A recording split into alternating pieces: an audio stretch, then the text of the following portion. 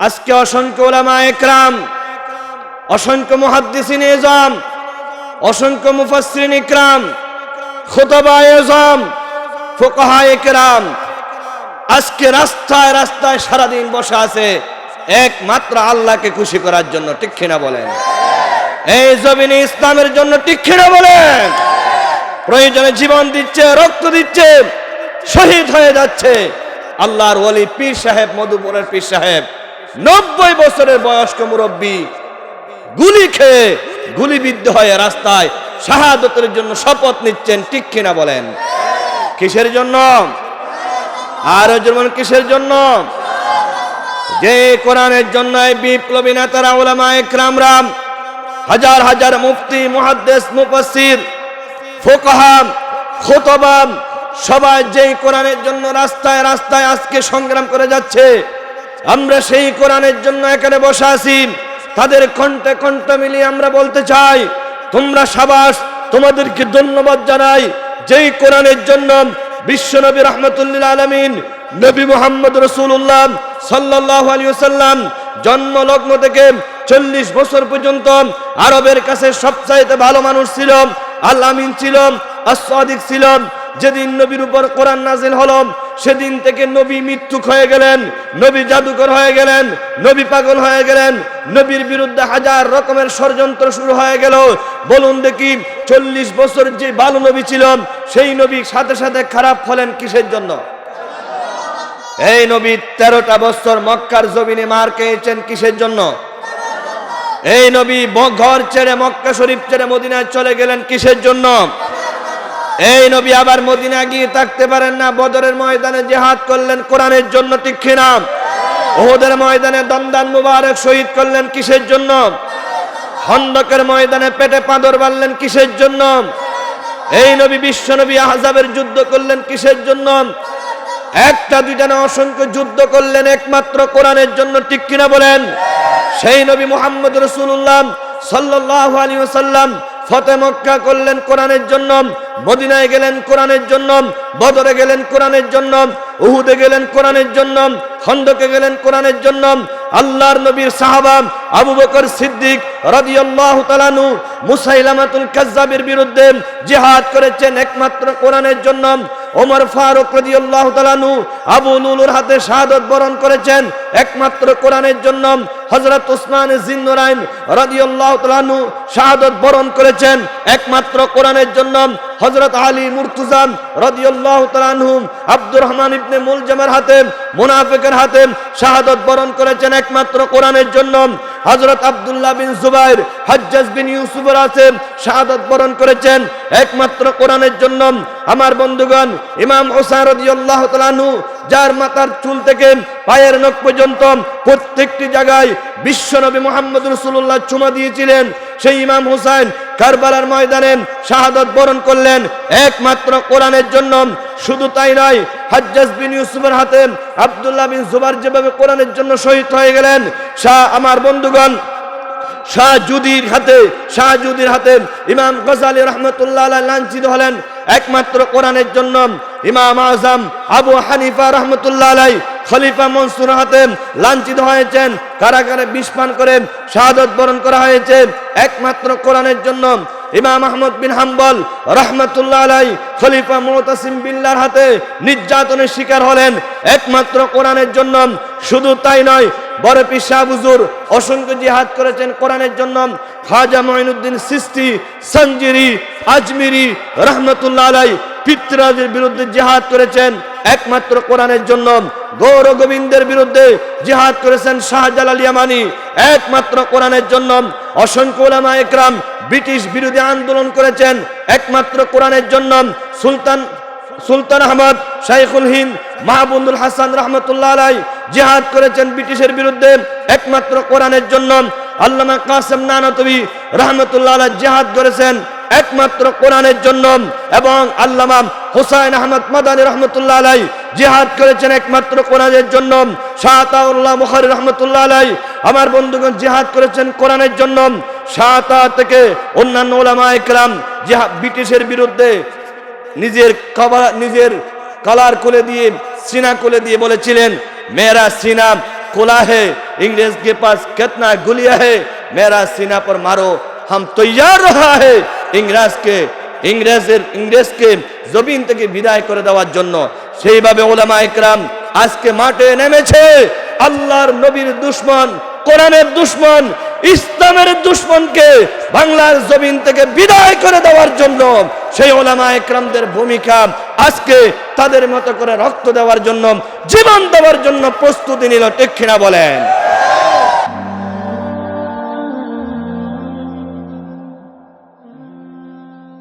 আসসালামু আলাইকুম ওয়া রাহমাতুল্লাহি ওয়া বারাকাতুহু।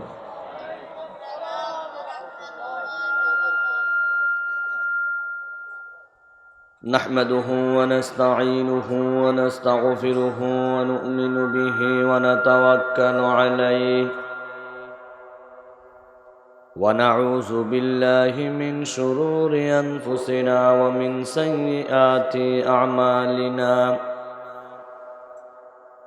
من يهد الله فلا مضل له ومن يضلله فلا هادي له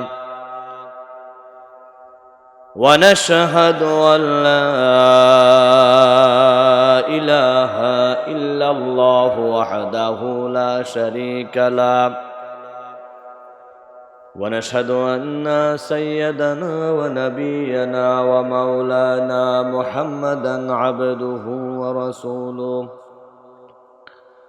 الذي أرسله بالحق بشيرا ونذيرا وداعيا إلى الله بإذنه وسراجا منيرا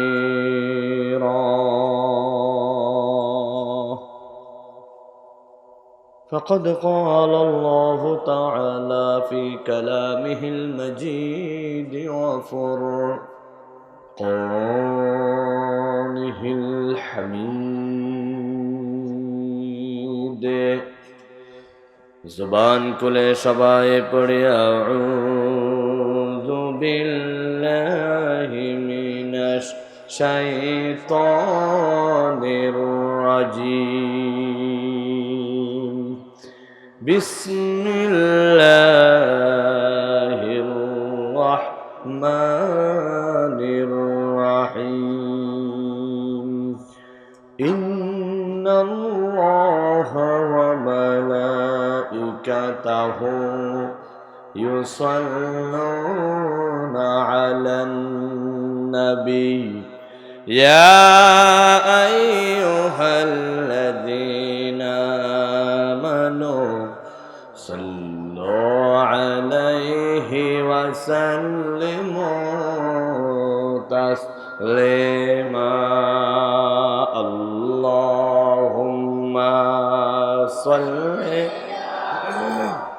وعلى آل سيدنا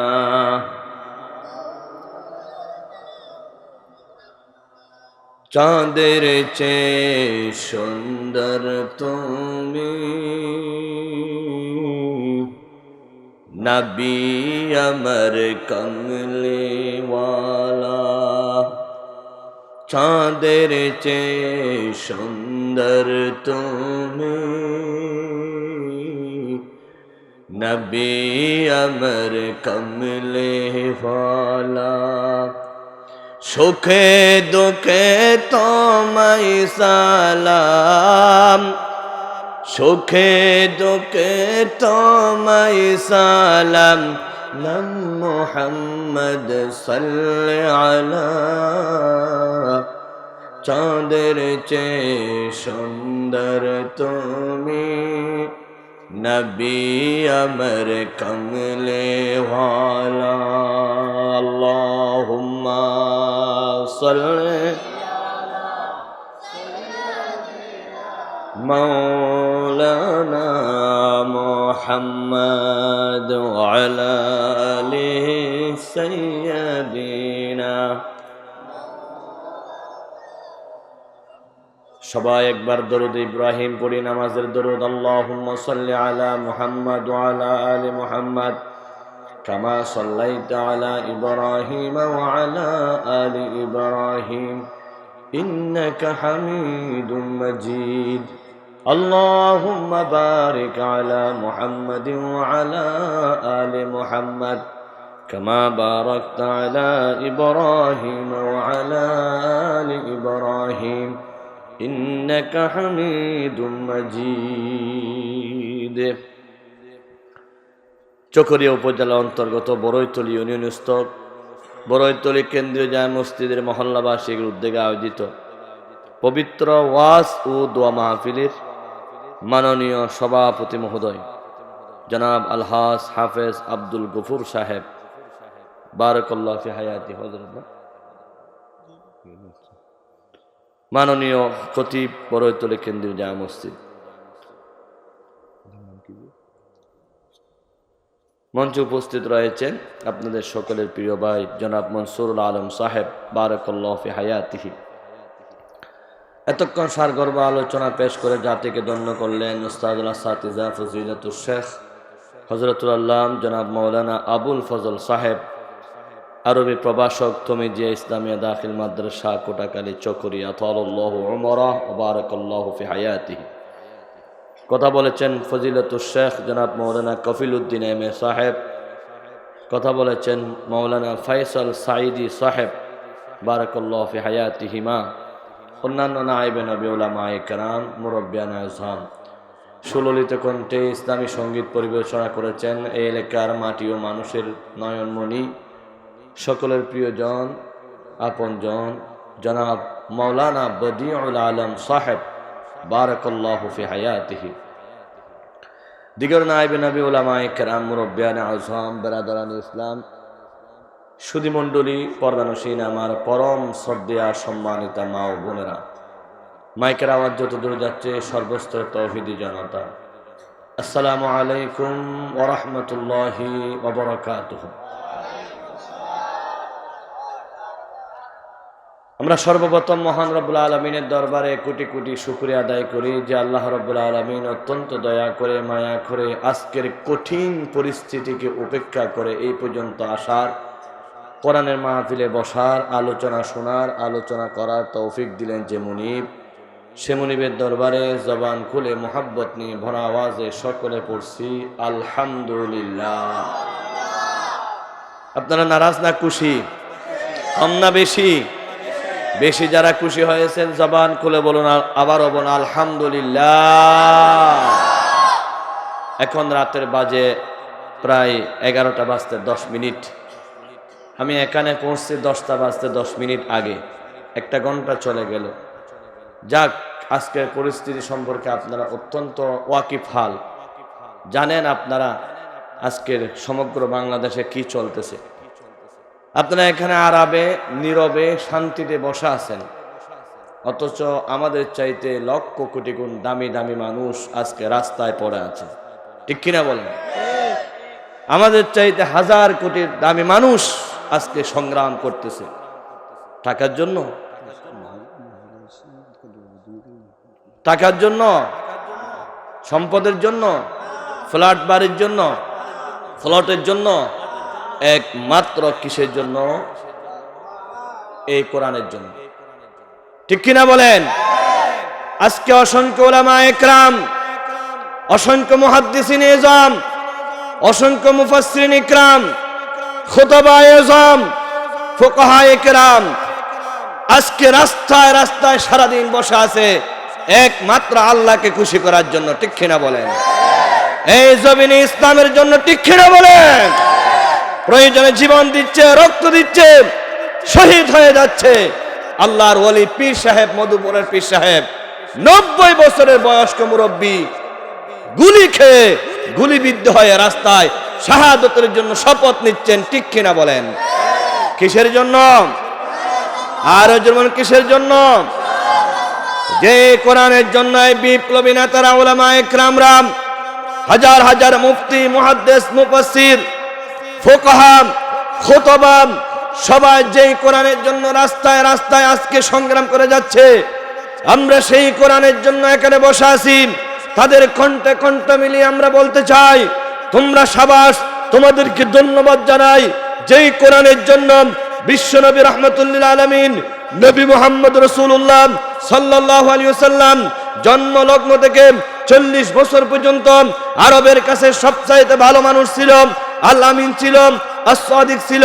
যেদিন নবীর উপর কোরআন নাযিল হলো সেদিন থেকে নবী মৃত্যুক হয়ে গেলেন, নবী জাদুকর হয়ে গেলেন, নবী পাগল হয়ে গেলেন, নবীর বিরুদ্ধে হাজার রকমের ষড়যন্ত্র শুরু হয়ে গেল। বলুন দেখি 40 বছর যে ভালো নবী ছিল সেই নবী সাথে সাথে খারাপ হলেন কিসের জন্য? এই নবী 13টা বছর মক্কার জমিনে মার খেয়েছেন কিসের জন্য? এই নবী ঘর ছেড়ে মক্কা শরীফ ছেড়ে মদিনায় চলে গেলেন কিসের জন্য? এই নবী আবার মদিনা গিয়ে থাকতে পারেন না, বদরের ময়দানে জিহাদ করলেন কোরআনের জন্য, ঠিক কিনা? উহুদের ময়দানে দন্দান মুবারক শহীদ করলেন কিসের জন্য? খন্দকের ময়দানে পেটে পাথর বাঁধলেন কিসের জন্য? এই নবী বিশ্ব নবী আহজাবের যুদ্ধ করলেন কিসের জন্য? একটা দুইটা না, অসংখ্য যুদ্ধ করলেন একমাত্র কোরআনের জন্য, ঠিক কিনা বলেন? সেই নবী মুহাম্মদ রাসূলুল্লাহ সাল্লাল্লাহু আলাইহি ওয়াসাল্লাম ফতে মক্কা করলেন কোরআনের জন্য, মদিনায় গেলেন কোরআনের জন্য, বদরে গেলেন কোরআনের জন্য, উহুদে গেলেন কোরআনের জন্য, খন্দকে গেলেন কোরআনের জন্য। আল্লাহর নবীর সাহাবা আবু বকর সিদ্দিক রাদিয়াল্লাহু তাআলা আনহু মুসাইলামাতুল কাজ্জাবের বিরুদ্ধে জিহাদ করেছেন একমাত্র কোরআনের জন্য। ওমর ফারুক রাদিয়াল্লাহু তাআলা আনহু আবু লুলুর হাতে শাহাদাত বরণ করেছেন একমাত্র কোরআনের জন্য। হযরত উসমান জিন্নুরাইন রাদিয়াল্লাহু তাআলা আনহু শাহাদাত বরণ করেছেন একমাত্র কোরআনের জন্য।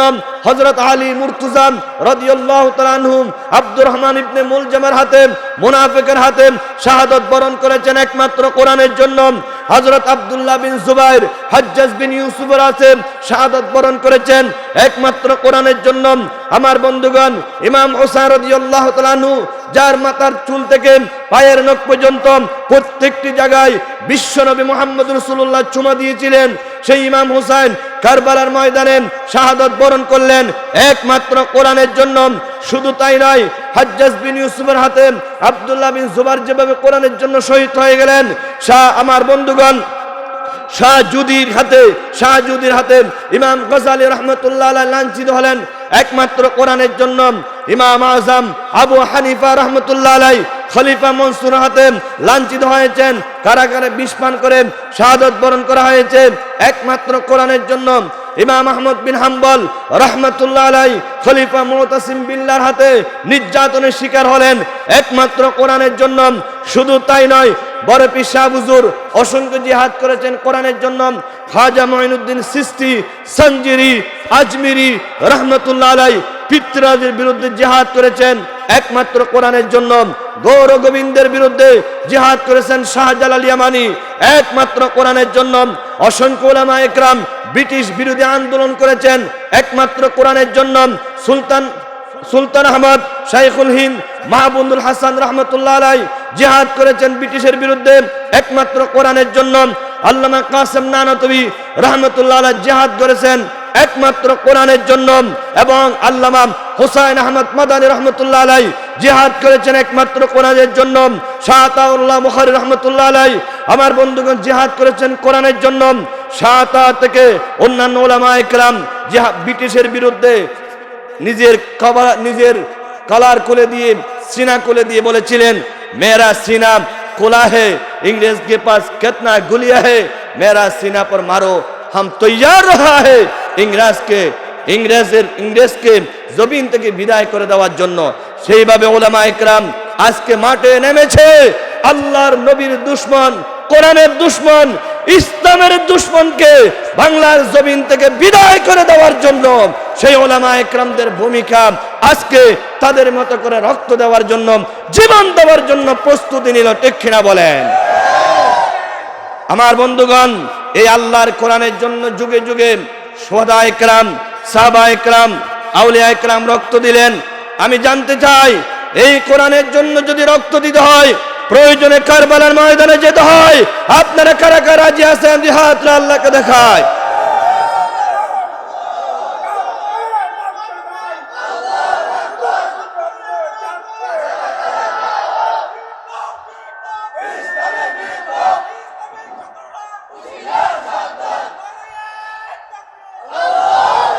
বন্ধুগণ, বাংলাদেশ হিসাবে দেশের জন্য আমরা অনেক কিছু করেছি।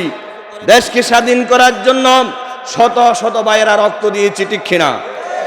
দেশের স্বাধীনতার জন্য যারা রক্ত দিল তাদের সবার জন্য আমরা প্রাণ খুলে দোয়া করি।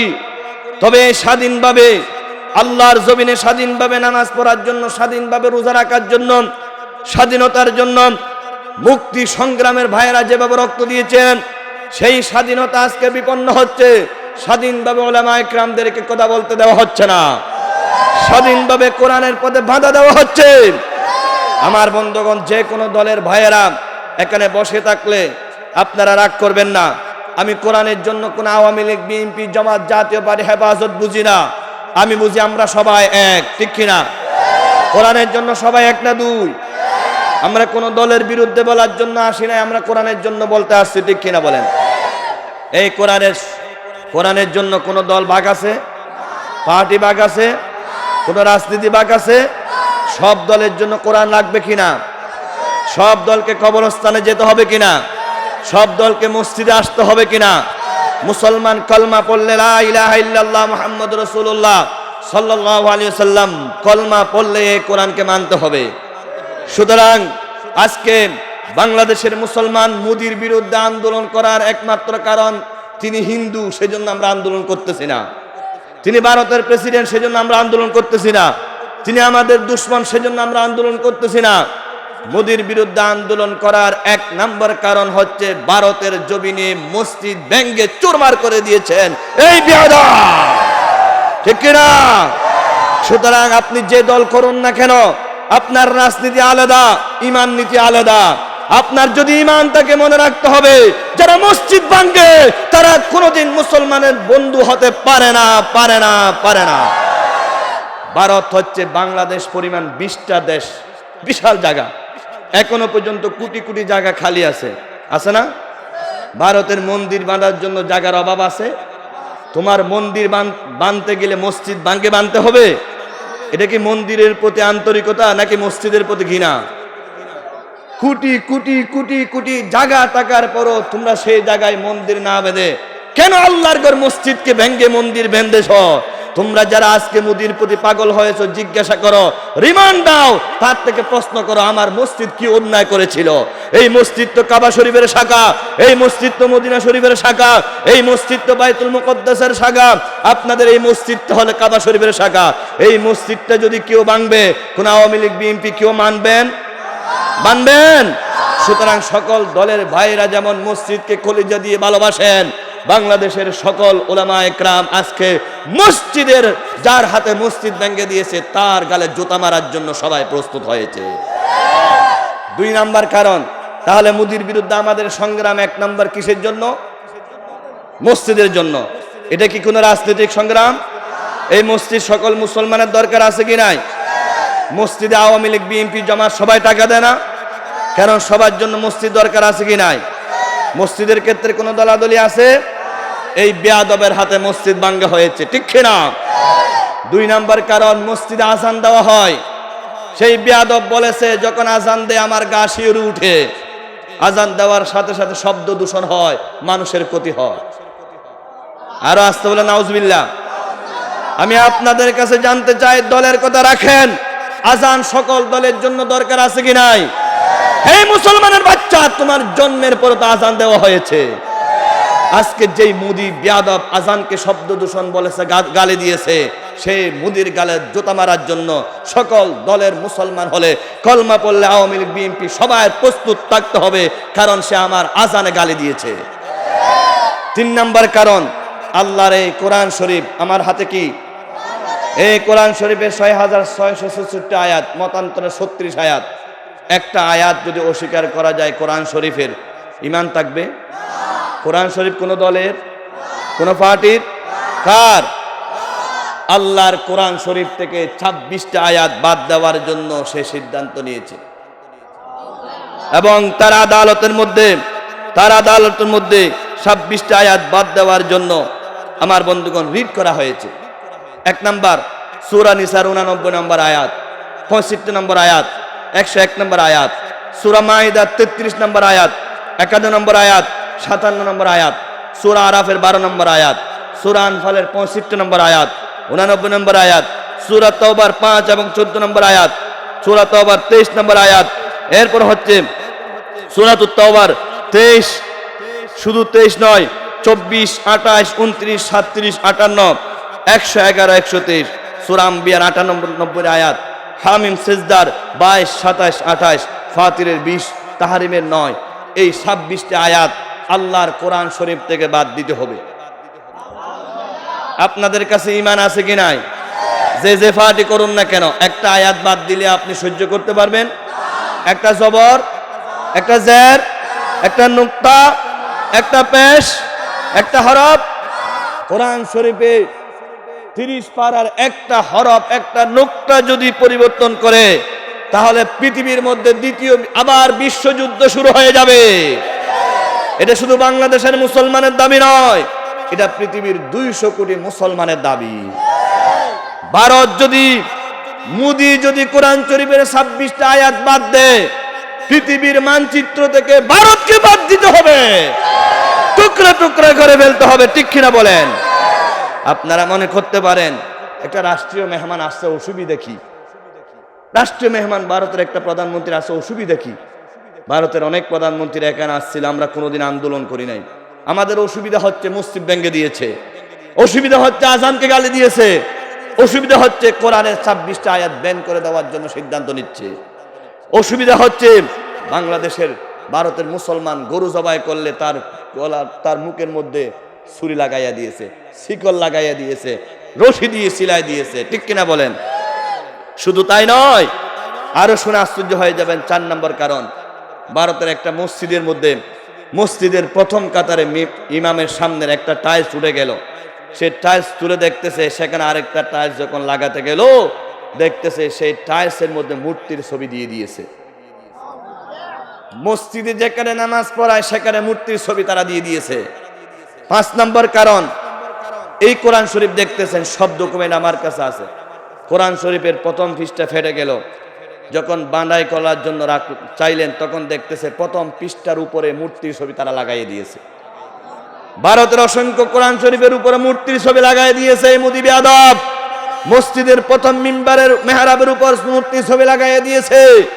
শুধু তাই নয়, আপনারা শুনে আশ্চর্য হয়ে যাবেন, আমার মা বোনের পেটে সন্তান, মুসলমান মহিলার পেটের মধ্যে ছুরি ঢুকাইয়া দিয়ে সন্তান বের করে ফেলেছে। এই বেয়াদব হাজার হাজার ইতিম শিশুকে ইতিম করেছে, নারীকে বিধবা করেছে। সুতরাং এতগুলো অপরাধ করেছে, তার হাতের মধ্যে হাজার হাজার মুসলমানের রক্ত। সুতরাং আমরা কোনো মানুষের সাথে দুশ্মনী করি না। হিন্দু বলে আমাদের দুশ্মন তা নয়, বুদ্ধ বলে আমাদের দুশ্মন তা নয়, বিধর্মী বলে আমাদের দুশ্মন তা নয়। আমাদের দুশ্মন হচ্ছে একমাত্র মসজিদের দুশ্মন, আমাদের দুশ্মন হচ্ছে কোরআনের দুশ্মন, আমাদের দুশ্মন হচ্ছে আজানের দুশ্মন, আমাদের দুশ্মন হচ্ছে মসজিদের উপর মূর্তি লাগাই দেওয়ার দুশ্মন, আমাদের দুশ্মন হচ্ছে কোরআনের প্রথম পৃষ্ঠায় মূর্তি লাগাই দেওয়ার দুশ্মন। এটা কি কোনো দলের কথা, রাজনীতির কথা? এটা সকল মুসলমানের ইমানের কথা। সকল মুসলমান যদি এরকম অবস্থা দেখার পরেও বসে থাকে, মনে রাখতে হবে সে কোনোদিন মুসলমান হতে পারে না, পারে না, পারে না। ঠিক কিনা? যে ঈমান প্রয়োজনে জ্বলে উঠে না, যে ঈমান প্রয়োজনে জ্বলে উঠে না, যে ঈমান সত্য ন্যায়ের কথা বলে না, যে ঈমান অন্তরে নাই, যে ঈমান অন্তরে নাই, মুখে ফুটাই কথার কলি, কিভাবে তারেই বলো ঈমান বলি, কিভাবে তারেই বলো ঈমান বলি, কিভাবে তারেই বলো ঈমান বলি। যে ঈমান দিন কায়েমের আন্দোলনের দ্বার দ্বারে না, যে ঈমান লিবাসদারে কোরআন হাদিস তাও পড়ে না, যে ঈমান খাজারে নামে মাজারে গড়ে ফুলুস খাওয়াই, যে ঈমান বাস্তবে নাই, যে ঈমান বাস্তবে নাই, কথার চলে পাখাই বলি, কিভাবে তারে বলো ঈমান বলি, কিভাবে তারে বলো ঈমান বলি, কিভাবে তারে বলো ঈমান বলি। যে ঈমান ভুলে নাস্তিকদের মঞ্চে উঠে, যে ঈমান বাতিল মতের দূষর করে ফায়দা লুটে, যে ঈমান মসজিদে খায় দায় আনন্দ করে, যে ঈমান দেখে না যে গুজরাটে আমার বাইরা মরে, যে ঈমান ময়দানে নাই, যে ঈমান ময়দানে নাই মঞ্চে পুটায় কথার কলি, কিভাবে তারে বলো ঈমান বলি, কিভাবে তারে বলো ঈমান বলি। ঠিক কিনা? এতগুলো কাজ করার পরেও যে ইমানদার আন্দোলন না করে ঘরে বসে থাকে, মনে করতে হবে সেই ইমানদার নয়, মুনাফিক। ঠিক কিনা বলেন? আমরা মুনাফিক হতে চাই নাকি ইমানদার হতে চাই? আমরা সত্যিকারে মুমিন হতে চাই নাকি বেঈমান হতে চাই? আমরা কি নাস্তিক হতে চাই নাকি আল্লাহর নবীর প্রিয় সাহাবার উত্তরসূরি হতে চাই? আল্লাহর কোরআনের জন্য নবী মুহাম্মদ রাসূলুল্লাহ সাল্লাল্লাহু আলাইহি ওয়াসাল্লাম আদর্শের জন্য যদি জীবন দিতে হয় 1000 বার দিতে রাজি আছি, রক্ত দিতে হয় 1000 বার দিতে রাজি আছি। তারপরও আল্লাহর কোরআনের একটি আয়াত, একটি হরফ, একটি নুকতা, একটি জবর জের পেশ পরিবর্তন করলে মুসলমান বসে থাকতে পারে না, পারে না, পারে না। ঠিক কিনা? এটা হচ্ছে ঈমানের দাবি। এটা কিসের দাবি? তাহলে আজকের ভূমিকার মূল আলোচনা, মোদির বিরুদ্ধে বাংলাদেশের সবখানে আজকে মুসলমান জেগে উঠেছে, আলেম ওলামারা আন্দোলন করতেছে। কিসের দাবি? কিসের দাবি? ঈমানের দাবির কারণে। ঠিক কিনা? যার কাছে ঈমান আছে সে বসে থাকতে। আমরা মুসলমানরা কি কোনো হিন্দুর মন্দিরে আক্রমণ করেছি? ভালো করে বুঝে শুনে বলেন, আপনারা করছেন? তো সে কেন আমাদের মসজিদ ভাঙবে? আমরা কি কোনো মসজিদে, আমরা কি তাদের কোনো মন্দিরে গিয়ে কোরআন শরীফের ছবি দিছি? সে কেন আমাদের মসজিদে মূর্তি ছবি দিবে? আমরা কি তাদের কোনো কিতাব, মহাভারত, রামায়ণ, ত্রিপিটক, জিন্দাফিস্তা, তাদের কোনো বৌদ্ধ হিন্দুর কোনো কিতাবের মধ্যে আমরা কি কোরআন শরীফের আয়াত লিখে দিতে বলছি? তো সে কেন আমাদের কোরআন শরীফে মূর্তির ছবি দিবে? আমরা কি তারা উলু দে, আমরা তাদের উলুর বিরুদ্ধে বলেছি? সে কেন আমাদের আজানের বিরুদ্ধে বলবে? তারা কচ্ছপ পায়, আমরা কি তাদের কচ্ছপের বিরুদ্ধে বলেছি? সে কেন আমাদের গরু গোস্তের বিরুদ্ধে বলবে? ঠিক কিনা বলেন? আমাদের ঈমানের বিরুদ্ধে যে কথা বলে, সে আমার বাবা হোক, সে আমার ভাই হোক, সে আমার দলের নেতা হোক, এমপি মন্ত্রী হোক, যত বড় হোক না কেন, ঈমানের দুশমন যারা, তারা হচ্ছে 200 কোটি মুসলমানের দুশমন। ঈমানের দুশমন যারা, তারা সকল মুমিনের দুশমন। ঠিক কিনা বলেন? আমাদের অন্তরে ঈমানের দাম বেশি না কম? আর আসতে বলেন, ঈমানের দাম বেশি না কম? লা ইলাহা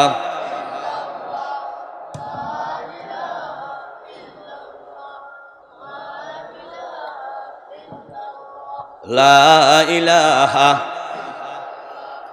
লা ইলাহা মুহাম্মাদুর রাসূলুল্লাহ সাল্লাল্লাহু। মুরব্বি জান কই? কোথায় যাচ্ছেন দেখেন তো? মাহফিলের মাঝখান থেকে চলে যাওয়া অত্যন্ত বিশ্রী ব্যাপার।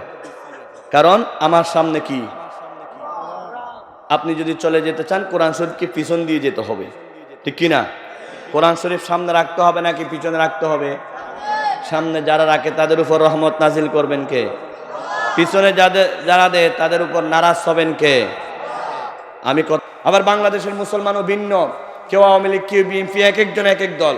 আবার ভিন্ন মুসলমানও, কেউ মোটা, কেউ চিকন, কেউ লম্বা, কেউ বাটি, কেউ ছোট, কেউ বড়, কেউ বয়স 60, কেউ 6 বছর। বয়সের ব্যবধান, ভাষার ব্যবধান, দলীয় ব্যবধান, রাজনৈতিক ব্যবধান, যত ব্যবধান থাকুক না কেন, বাতের সময় যেমন আঙ্গুল ফাঁসটা এক হয়ে যায়, রসুলের শানে, আল্লাহর শানে আমরা সবাই এক হয়ে যাব। ঠিক কিনা? পৃথিবীতে নবীর শানে যদি কেউ গালি দেয়, তখন আমরা কে কোন দল বুঝি না, কে কোন পার্টি বুঝি না। কোরআনের শানে যখন গালি দেওয়া হয়, তখন সকল দলের বাইরা ঐক্যবদ্ধ হয়ে জিহাদের ময়দানে নেমে যেতে হবে। রসুলের মোহাব্বতে ঘরে বসা থাকা যাবে? মানি না, মানব না, মানতে পারি না আল্লাহ নবীজির, বলেন না, অবমাননা। মানি না, মানব না, মানতে পারি না আল্লাহ রাসূলের অবমাননা। অবমাননাকারীরা রক্ষা পাবি না, বলেন, অবমাননাকারীরা রক্ষা পাবি না। আর মানি না, মানব না, মানতে পারি না আল্লাহ রাসূলের অবমাননা। বিশ্ব নবীর উম্মতেরা নাও হাতে শামসির, জীবন দিয়ে রক্ষা করো সম্মান নবীজির।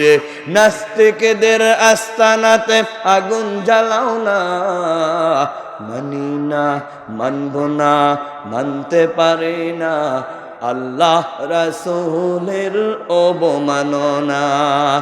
অবমাননাকারীরা রক্ষা পাবি না, অবমাননাকারীরা দেশে থাকবি না। মানি না, মানব না আল্লাহ রাসূলের অবমাননা। ঠিক কিনা বলেন? আমার বন্ধুগণ, আপনাদের খারাপ লাগে? খারাপ লাগে কার? হাত তুলে দেখান দেখি। খারাপ লাগে? ভালো লাগে? ভালো লাগলে মনে করতে হবে আপনার শরীরে ঈমানি রক্ত আছে। খারাপ লাগলে মনে করতে হবে আপনার শরীরে আবু জেহেলের রক্ত আছে, আবু লাহাবের রক্ত আছে। আমি বারবার প্রত্যেক মাহফিলে বলি, এখন নরম ওয়াজের সময় নাই, প্যারাসিটামল খাওয়ার সময় নাই, এখন ইনজেকশন মারতে হবে, স্যালাইন মারতে হবে, না হলে রোগ ভালো। আল্লাহর কোরআন বন্ধ করে দিচ্ছে 26টা আয়াত, আর তুমি মধুর সুরে সুরে ওয়াজ করো, আল্লাহর কাছে জবাব দিতে হবে না? হবে কিনা আমার বন্ধুগণ? সেজন্য আসুন, দল মত সব কিছু আমরা ছেড়ে দিই। কে কোন দল সেটা এখন দেখার সময় নাই। সবাই একটা মাত্র দল, সেই দল হলো আল কোরআন। সবার একমাত্র দল, সেটা হচ্ছে নবী মুহাম্মদুর রাসূলুল্লাহ সাল্লাল্লাহু আলাইহি ওয়াসাল্লামের দল। আল্লাহ রাব্বুল আলামিন বলেছেন, কুনতুম খায়রা উম্মাতিন উখরিজাত লিন-নাস তা'মুরুনা বিল মা'রুফি ওয়া তানহাউনা আনিল মুনকার ওয়া তু'মিনুনা বিল্লাহি ওয়া লাউ আমানা আহলুল কিতাব লাকানা খায়রান লাহুম। জোরে বলুন আল্লাহু আকবার। আল্লাহ রাব্বুল আলামিন ঘোষণা করলেন, কুনতুম খায়রা উম্মাহ, তোমরাই তো শ্রেষ্ঠ উম্মত, you are the best nation, তোমরাই শ্রেষ্ঠ জাতি। উখরিজাত লিন-নাস, তোমাদেরকে বের করা হয়েছে কি জন্য? তা'মুরুনা বিল মা'রুফ, সৎ কাজের আদেশ দেওয়ার জন্য, ওয়া তানহাউনা আনিল মুনকার, অসৎ কাজ থেকে তোমাদেরকে নিষেধ করার জন্য। আল্লাহর কোরআনের 26টা আয়াত বাদ দিবে, সৎ কাজের আদেশ, অসৎ কাজের বিরুদ্ধে তোমাদেরকে সংগ্রাম করতে হবে। মদিনায় 14 গোষ্ঠী আসলো, কোরআন শরীফের একটা আয়াতও বাদ দিতে পারবে না। তবে কে কে মুসলমান এই 26টা আয়াতের জন্য জিহাদ করতে রাজি, আল্লাহ সেটা দেখতে চায়। একটা আয়াতও বাদ দিতে পারবে, কারণ কোরআন নাযিল করেছে কে? হেফাজত করবেন কে? আল্লাহ রাব্বুল আলামিন বলেছেন, ইন্না নাহনু নাযালনা যিকরা ওয়া ইন্না লাহু লাহাফিজুন। জোরে বলুন আল্লাহু আকবার। আমি আল্লাহ রাব্বুল আলামিন এই কোরআন নাযিল করেছি, আমি আল্লাহ কোরআনকে হেফাজত করব। কিভাবে হেফাজত করবে আল্লাহ দেখেন, 9 বছরের বাচ্চার সিনার মধ্যে আল্লাহ কোরআন রেখে দিলেন। জোরে বলুন আল্লাহু আকবার। একটা কবিতা মুখস্থ করতে পারে না, কি কয়েকদিন পরে বলে যায়। একটা অ্যাপ্লিকেশন মুখস্থ করে কয়েকদিন পরে বলে যায়। এই ছোট বাচ্চা 30 পারা কালামুল্লাহ শরীফ গড় গড় পড়তেছে একমাত্র কার দয়া? কাপ্তাই লিচু বাগান 2010 সালে আগুন ধরেছে, পত্রিকায় এখন রিপোর্ট, আগুন ধরে মসজিদ, সব কিছু জেলে চারকার হয়ে গেছে। কোরআন শরীফের 5টা কপি ছিল, একটা কপিও কিছু হয় নাই। আগুনের ভিতর রক্ষা করেছেন কে? সাগরের মাঝখানে সব কিছু ডুবে যায়, আল্লাহর কোরআন শরীফের কিছু হবে না, কারণ কোরআন শরীফ হেফাজত করবে কে? কোন হাফেজ সাহেব যদি কবরে দেওয়া হয়, নবীজি বলেছেন উনার সিনাটা কিছু হবে না, কারণ উনার সিনার মধ্যে কোরআন রয়েছে। কোরআন যেখানে সেখানে হেফাজতের দায়িত্ব কে? ভারতের প্রধানমন্ত্রী মোদি মনে করে তোর ক্ষমতা দিয়ে আল্লাহর কোরআন পরিবর্তন করে দিবি, তোর চাইতে 1000 কোটি গুণ বড় শক্তিশালী মোদি কিছু করতে পারবি না। আমরা পৃথিবীর মধ্যে জানিয়ে দিতে চাই, ফেরাউন দেখি নাই, দেখছেন নাকি? নমরুদ দেখছেন? আরো আসতে বলেন। বর্তমান কেউ যদি ফেরাউন দেখতে চান, মোদিকে দেখবেন, তিনি হচ্ছেন বর্তমানের ফেরাউন। কেউ যদি নমরুদ দেখতে চান, মোদিকে দেখবেন, উনি হচ্ছেন বর্তমানের নমরুদ, কোনো সন্দেহ নাই। কোরআনের আয়াতের সাথে যারা বেয়াদবি করে তারা হচ্ছেন মুসলমানদের কলিজার চাইতে বড় দুশমন।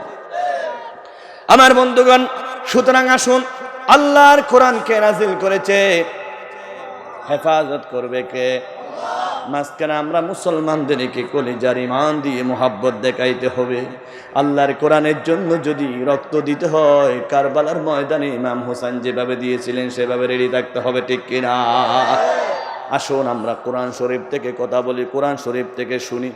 কোরআন শরীফের সবচাইতে বড় আয়াতের নাম কি? আয়াতুল কুরসি। ভেরি গুড, মাশাআল্লাহ, জ্ঞানী লোক আছে। আমি আপনাদেরকে প্রশ্ন করব, আপনারা উত্তর দিবেন। কোরআন শরীফে কয় পারা? 30 পারা। কোরআন শরীফের সর্বমোট সূরার সংখ্যা কত? 114। আজকে আমি আপনাদের সামনে তেলাওয়াত করব 2 নম্বর সূরা, 3 নম্বর পারা। 3 নম্বর পারাতে যে আয়াতটা রয়েছে সবচেয়ে গুরুত্বপূর্ণ আয়াত, আয়াতের নাম আয়াতুল কুরসি। জানেন সবাই? 2 নম্বর সূরা সূরাতুল বাকারার 255 নম্বর আয়াত হচ্ছে আয়াতুল কুরসি। 3 নম্বর প্রশ্ন, কোরআন শরীফের সর্বমোট আয়াত সংখ্যা 6666। আয়াতুল কুরসি হচ্ছে কোরআন শরীফের সূরা বাকারার 255 নম্বর আয়াত। সূরা বাকারার আয়াত সংখ্যা হচ্ছে 286টা। আমার বন্ধুগণ, কোরআন শরীফের সর্বমোট রুকু সংখ্যা 520। সূরাতুল বাকারার রুকু সংখ্যা হচ্ছে 40। কয় নম্বর? কয়টা রুকু? আওয়াজ করেন না, কয়টা রুকু? 40টা রুকু আর 286টা আয়াত। আজকে 40 রুকু থেকে 34 নম্বর রুকুর আলোচনা করব। একটা গুরুত্বপূর্ণ আয়াত, সে আয়াতটা হচ্ছে আয়াতুল কুরসি। যারা পারেন সবাই আমার মুখে মুখে পড়ুন, আউযু বিল্লাহি মিনাশ শাইতানির রাজিম, বিসমিল্লাহির রহমানির রহিম।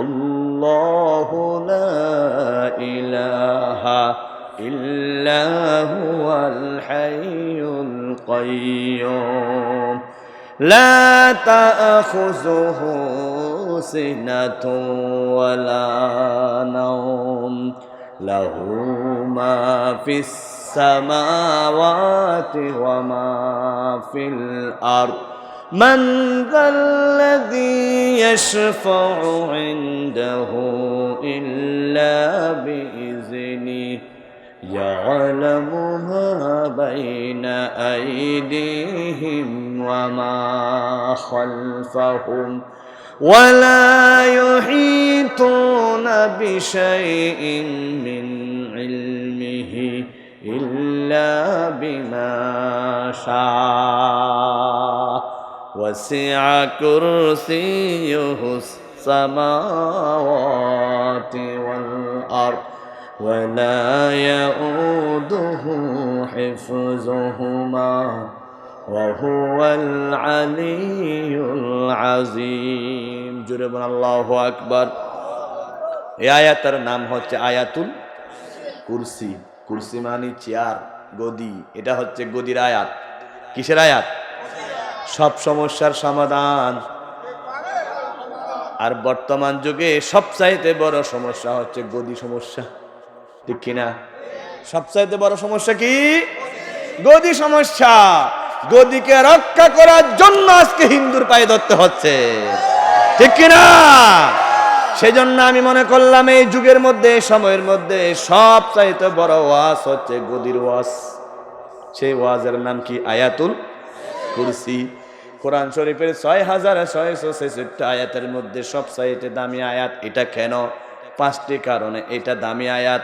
1 নম্বর কারণ হচ্ছে এই আয়াতের মধ্যে সরাসরি আমার আল্লাহর পরিচয়। আল্লাহু আকবার। কার পরিচয়? এই আয়াতের দাম সবচাইতে বেশি হওয়ার 2 নম্বর কারণ, এই আয়াতের মধ্যে আছে আল্লাহর তাওহীদের কথা, আল্লাহর একত্ববাদের কথা। জোরে বলুন আল্লাহু আকবার।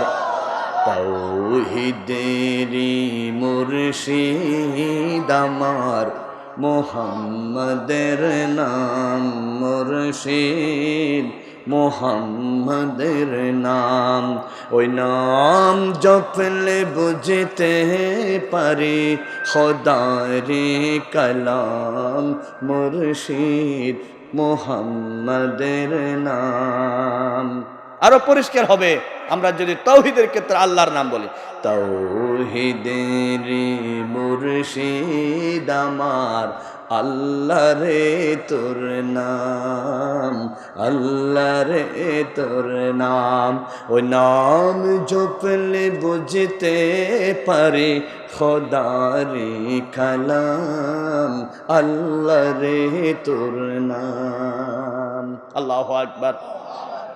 আয়াতুল কুরসির এত ফজিলত 3 নম্বর কারণ হচ্ছে আয়াতুল কুরসিতে আল্লাহ রাব্বুল আলামিনের গুরুত্বপূর্ণ নামগুলো আল্লাহ রেখে দিয়েছেন। 1 নম্বর হচ্ছে আল্লাহ, 2 নম্বর হচ্ছে আল হাইয়্যু, 3 নম্বর হচ্ছে আল কাইয়্যুম, 4 নম্বর হচ্ছে আল আলী, 5 নম্বর হচ্ছে আল আজিম।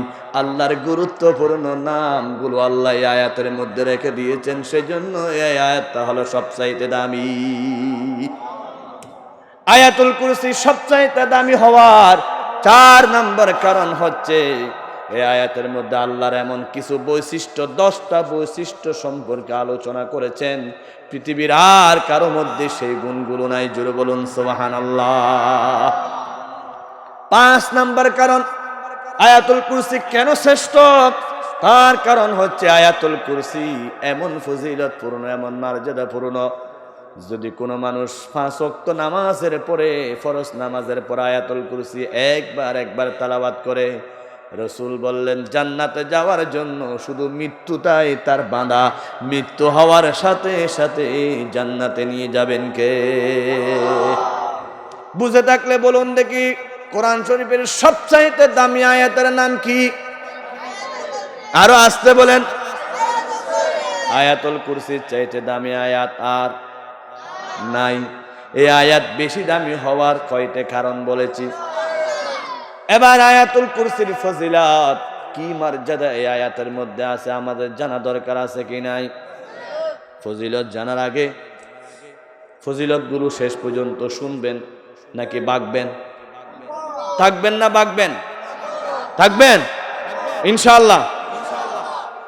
মাহফিলে যখন গেলাম একজনে দেখতেছি আঙ্গুল একটা তুলছে, কোথায় যাবেন? বলে হুজুর প্রস্রাব। আরেকজনে বলে পায়খানা। 2টা, আরেকজনে 3টা।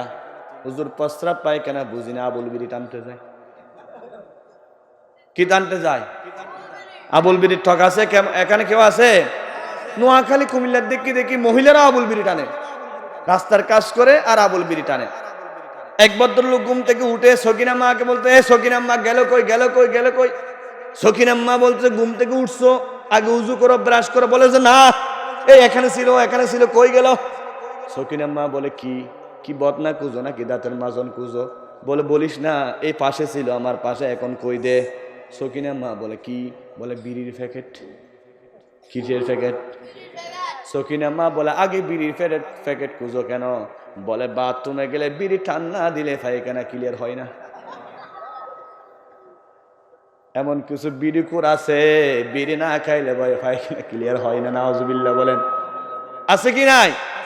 হাসির কুরাক দিচ্ছি না, শিক্ষার জন্য বলতেছি। আমার সামনে এই যে দেখেন বোতল, এটা কিসের বোতল?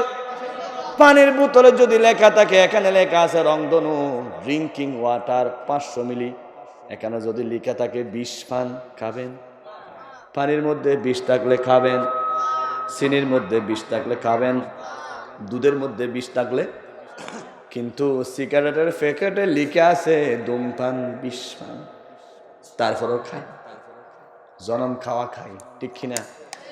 আল্লাহ রাব্বুল আলামিন নিষেধ করেছেন কোরআন শরীফের আয়াত, ওয়ালা তুলকু বিআইদিকুম ইলাত তাহলুকা।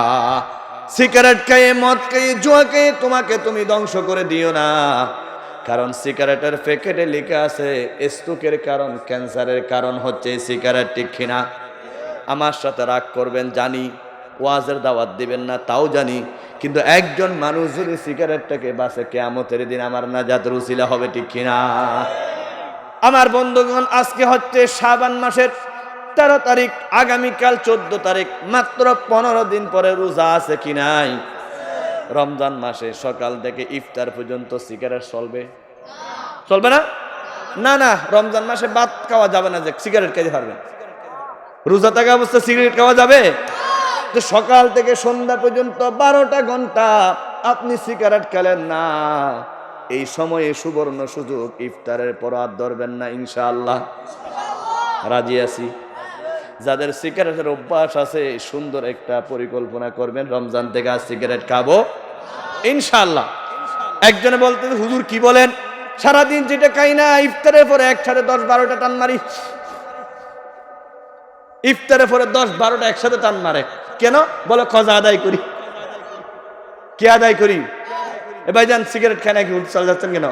একটু উপরে বসতেছেন। আমার বন্ধুগণ, ক্লাস 7-এ পরে একটা বাচ্চা বাবার সিগারেটের একটা অংশ যখন পেল, জোরে জোরে টান দিল, বলে বাবা সারাক্ষণ সিগারেট খায়, কি মজা একটু দেখি।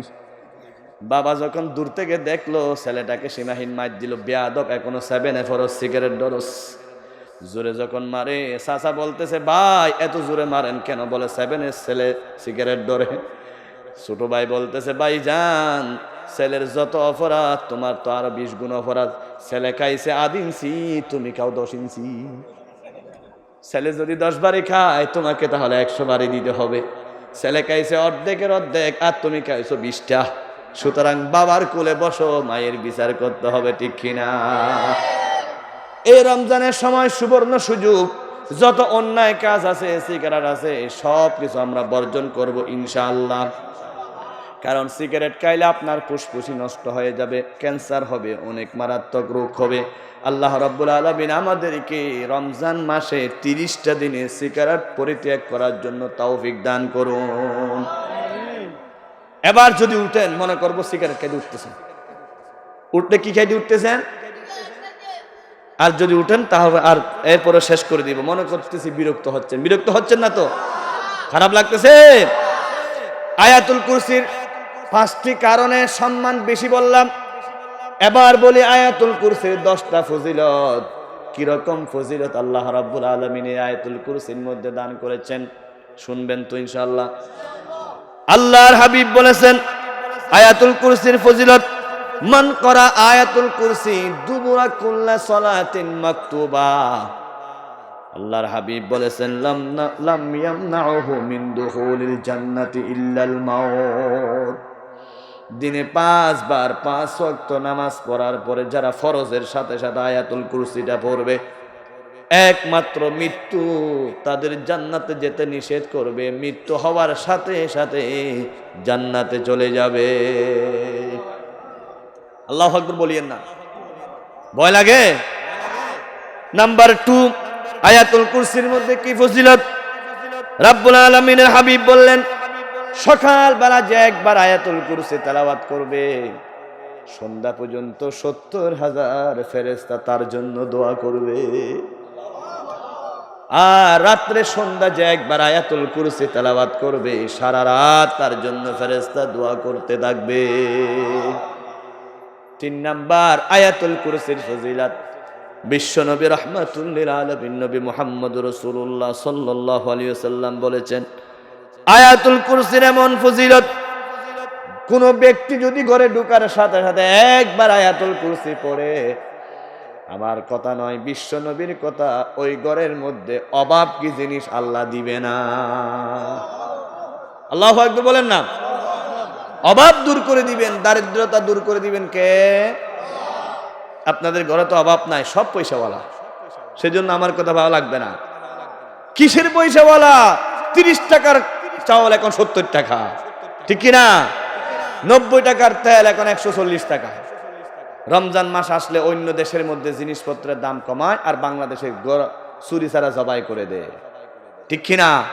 আমরা জানি একটা রাষ্ট্রীয় মেহমান আসছে ভারতের, মোদি, ওনার জন্য 10 লক্ষ কোটি টাকা বাজেট, সেই বাজেটগুলো পূরণ করার জন্য চাউলের দাম, তেলের দাম বাড়াইয়া দিয়েছেন। জনগণের মাথার উপর বাড়ি দিয়ে টাকা নিয়ে সেই বাজেট পূরণ করতে চান। আর গরিব মানুষ যে কষ্ট পাচ্ছে, খানার কষ্ট, তার কি অভাব? সে কি রিক্সা চালাবে নাকি 5টা 10টা ছেলে মেয়ের বাজার করবে, ঠিক কিনা বলেন? আমার বন্ধুগণ, অভাব দূর করার বড় হাতিয়ারের নাম হচ্ছে আয়াতুল কুরসি। আল্লাহু লা ইলাহা ইল্লা হুয়াল হাইয়ুল কাইয়্যুম। পড়তে রাজি আছেন? হুজুর জানি না আয়াতুল কুরসিটা কি করব। তাহলে আয়াতুল কুরসিটা না জানলে, আপনি তো জানতেন না জমিনে শ্বাস করতে, আপনি তো জানতেন না ব্যবসা করতে, কিন্তু সবকিছু শিখেছেন। দয়া করে আয়াতুল কুরসিটা শিখে নিবেন, আপনার ঘরে অভাব দূর করে দিবেন কে?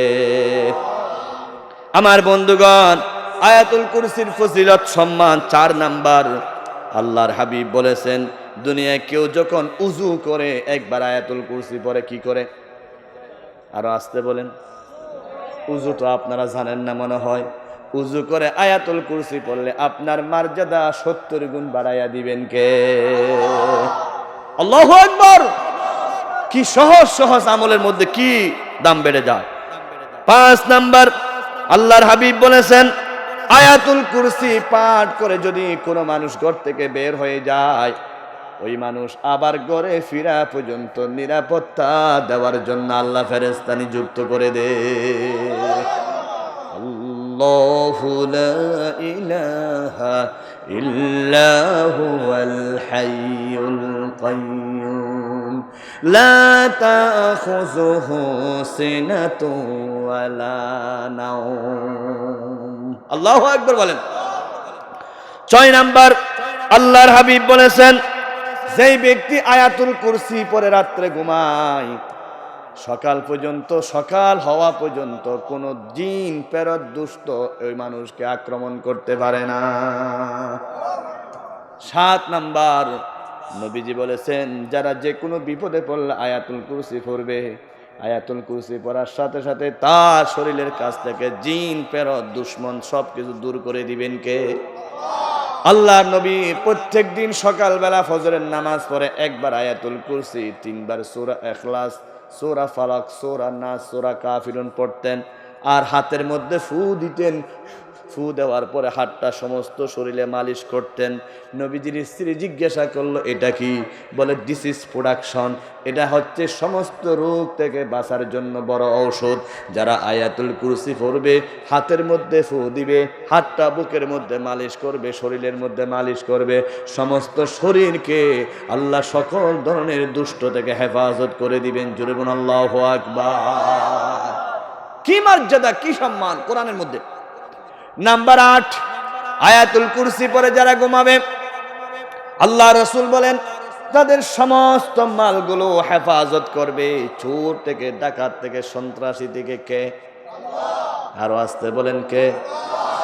বুখারী শরীফের হাদিস, বিশ্বনবী রাহমাতুল লিল আলামিন মুহাম্মদুর রাসূলুল্লাহ সাল্লাল্লাহু আলাইহি ওয়াসাল্লামের জামানায় এলাকার লোকেরা রমজান মাসের শেষের দিকে যাকাতের টাকা, ফিতরার টাকা, সদকার টাকা দিলেন।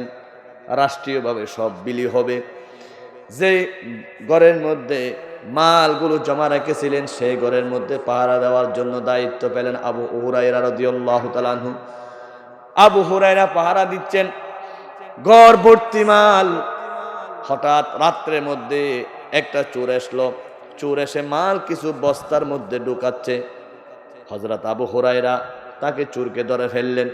চোর কান্নাকাটি করলো, বলে যে আমার ছেলে মেয়েরা অভাবে কষ্ট পাচ্ছে, আজকে অনেকদিন পর্যন্ত কিছু খাচ্ছে না। আবু হুরায়রা দিলটা নরম ছিল, তিনি আস্তে করে লোকটাকে ছেড়ে দিলেন। ছেড়ে দেওয়ার পরে চলে গেলেন। আমার বন্ধুগণ, সকালবেলা ফজরের নামাজ পড়তে গেলেন। রহমতের নবী মায়ার নবী বলতেছেন, আবু হুরায়রা রে, গত রাত তুমি যে একটা চোর ধরেছিলে কি অবস্থা হলো? আবু হুরায়রা আশ্চর্য হয়ে গেলেন, রাতের 3টা বাজে আমার সাথে সুরের সাথে কাজ হয়েছে, বিশ্ব নবী কেমনে জানলো? তিনি মনে করলেন নিশ্চয় তিনি আল্লাহর নবী, সব কিছু জানেন। হুজুর রে, দয়া মায়া এসেছে, তার ছেলে মেয়ের অভাবের কথা বলেছেন, আমি তাড়াতাড়ি ছেড়ে দিয়েছি। রাসূল কিছু বলে নাই, শুধু একটা বলেছেন, আজকে রাত্রেও সে আবার আসবে। তারপরে নবীজি যেভাবে বলছেন, রাত্রে যখন হয়ে গেল আবার আসলো। আবার আসার পরে আবার দেখতেছে বস্তার মধ্যে সবকিছু ঢুকাচ্ছে। আবু হুরায়রা ধরে ফেললেন, ধরার সাথে সাথে এমন ভাবে কান্নাকানি করলেন, পা ধরলেন, বলে যে আজ জীবনে আসবো না, আজকের মতো ছেড়ে দাও। আবু হুরায়রা দিলটা নরম, সেদিনও ছেড়ে দিলেন। ফজরের নামাজের সময় নবীজি বলেছেন, আজকে কি হয়েছে? বলে ছেড়ে দিয়েছি। রাসূল বলেছেন, আজকে আবার আসবে। আল্লাহ নবীর কথা অনুযায়ী 3য় রাত্রে আবার আসলেন। আবার আসার পরে আবু হুরায়রার কাছে ধরা পড়ে গেল। আবু হুরায়রা রাদিয়াল্লাহু তাআলা আনহু যখন ছাড়তেছেন না, বলে একবার ধোঁকা খেয়েছি, দ্বিতীয়বার প্রতারণার শিকার হয়েছে, আজ ছাড়বো না। এবার লোকটি বলতেছে, আমি তোমাকে একটা জিনিস শিক্ষা দিচ্ছি, জীবনে তোমার গলা চোখ ডুববে না। সেই জিনিসটা হলো এই, তুমি রাত্রে ঘুম যাওয়ার সময় একবার আয়াতুল কুরসি পরে ডুববা, তোমার গলা চোখ ডুবতে পারবে না। আবু হুরায়রা রাদিয়াল্লাহু তাআলা আনহু বলেন, আমাকে যখন কোরআন শরীফের কথা বলল, মূল্যবান কথা বলল, আমি পাগল হয়ে গেলাম। আমাদের দেশে কিছু মানুষ আছে, ভালো কথা বলে বলে খারাপ কাজ করে, আছে কি নাই? বলছে নামাজ পড়বি, রোজা রাখবি, তবে মসজিদে যাবি, দেখবি কে ইসলামের কাজ করে, আছে কি নাই। মাঝে মধ্যে মাহফিলে যাবি, দেখবি কোন বক্তা গরম ওয়াজ করে। এমন কিছু মানুষ আছে, বলে যে ইমাম সাহেব কি কথা বলে তা শুনবি, বক্তা কি ওয়াজ করে তা শুনবি। আসলে কি সে ভালো মানুষ নাকি নিয়ত খারাপ? খারাপ নিয়ত করে আবু হুরায়রাকে কথা বললেন। আবু হুরায়রা সরল মানুষ, তারপরের দিন ছেড়ে দিলেন। আল্লাহ রাসূল যখন ফজরে জিজ্ঞাসা করলো কি হলো, আবু হুরায়রা বলতেছেন, হুজুরে আজকে ছাড়তাম না, আমাকে কোরআন শরীফের একটা গুরুত্বপূর্ণ আয়াত শিক্ষা দিয়েছে। নবীজি মুস্কি হাসলেন আর বলতেছেন, রে আবু হুরায়রা, নিশ্চয় আমি তোমাকে বলি নাই তিনি দুনিয়ার কেউ নয়, তিনি হচ্ছেন বড় শয়তান। শয়তান চোরের বেশে আসছে, তবে সে দামি কথা বলেছে।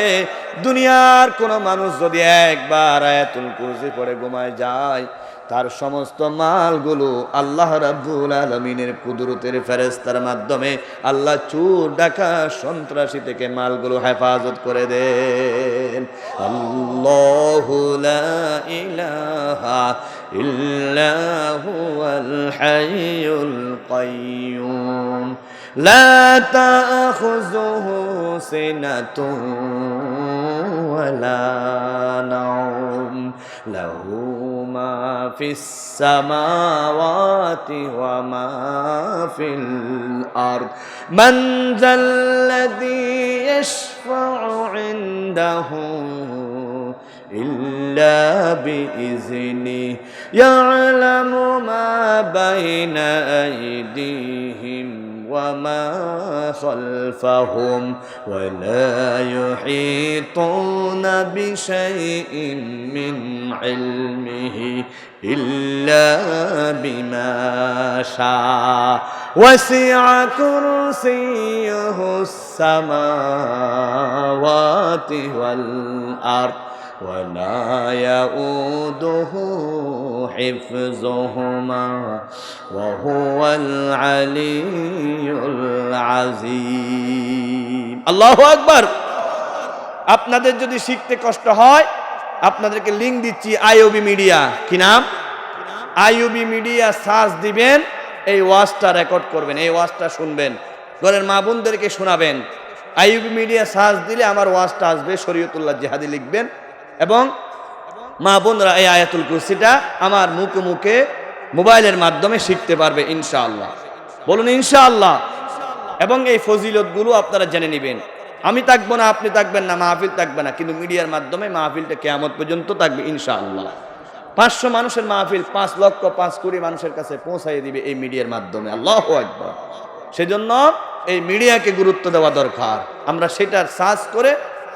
আয়াতুল কুরসিটা শুনবো ফজিলত শুনবো অথবা এম শরীয়তুল্লাহ জিহাদি আমার মোবাইল আমার ইউটিউব সাবস্ক্রাইব করবেন, আইবি মিডিয়া সাবস্ক্রাইব করবেন, আপনারা সব পেয়ে যাবেন। আয়াতুল কুরসির 10 নম্বর ফজিলত, আল্লাহর হাবিব বলেছেন কোরআন শরীফের 3টি আয়াত আছে ইসমে আজম। 1 নম্বর হচ্ছে সূরাতুল বাকারা 255 নম্বর আয়াত, 2 নম্বর হচ্ছে সূরা আলে ইমরানের 2 নম্বর আয়াত, 3 নম্বর হচ্ছে সূরা তাহা 111 নম্বর আয়াত। এই 3টা আয়াত পরে দুনিয়ার যে কোনো কাজ করলে আল্লাহ সফলতা দান করবে। এটাকে বলা হয় ইসমে আজম, আল্লাহর সবচাইতে বড় নাম। আমার মা বোনেরা, পর্দা ভিতর যারা ওয়াজ শুনতেছেন, একটু করে মনটা লাগান। মা বোনদের কত সমস্যা আছে, কত অভাব আছে, দুনিয়ার কাউকে বলতে পারে না, স্বামীকে পর্যন্ত বলতে পারে না।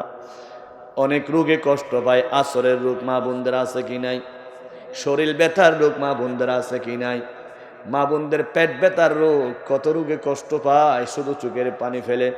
আমাদের গ্রামের মহিলারা সীমাহীন সরল, গ্রামের মহিলারা বেশি অভিযোগ দিতে জানে না, বেশি গালিগালাজ করতে জানে না। নিজের কোনো ব্যথা আসলে চোখের পানিটা ফেলে দে, সরল মানা নরম হয়ে যায়। আমার মা, আমার বোন, আপনাদের জন্য গুরুত্বপূর্ণ ওয়াজ হচ্ছে আয়াতুল কুরসিটা মুখস্থ করবেন, আর যে কোনো বিপদের সময় আয়াতুল কুরসিটা পড়বেন। পেট কামড়াচ্ছে, আয়াতুল কুরসিটা পড়ে পানির মধ্যে ফু দিয়ে খেয়ে ফেলবেন। শরীরের ব্যথা হচ্ছে, আয়াতুল কুরসিটা পরে আপনি ফু দিয়ে পানিটা খেয়ে ফেলবেন। আপনাকে যিনি ডিস্টার্ব করতেছেন, আয়াতুল কুরসিটা পরে শরীরের মধ্যে ফু দিবেন। আপনার মাসিকের সমস্যা হচ্ছে, আয়াতুল কুরসিটা পরে ফু দিয়ে আপনি পানিগুলো খেয়ে ফেলবেন।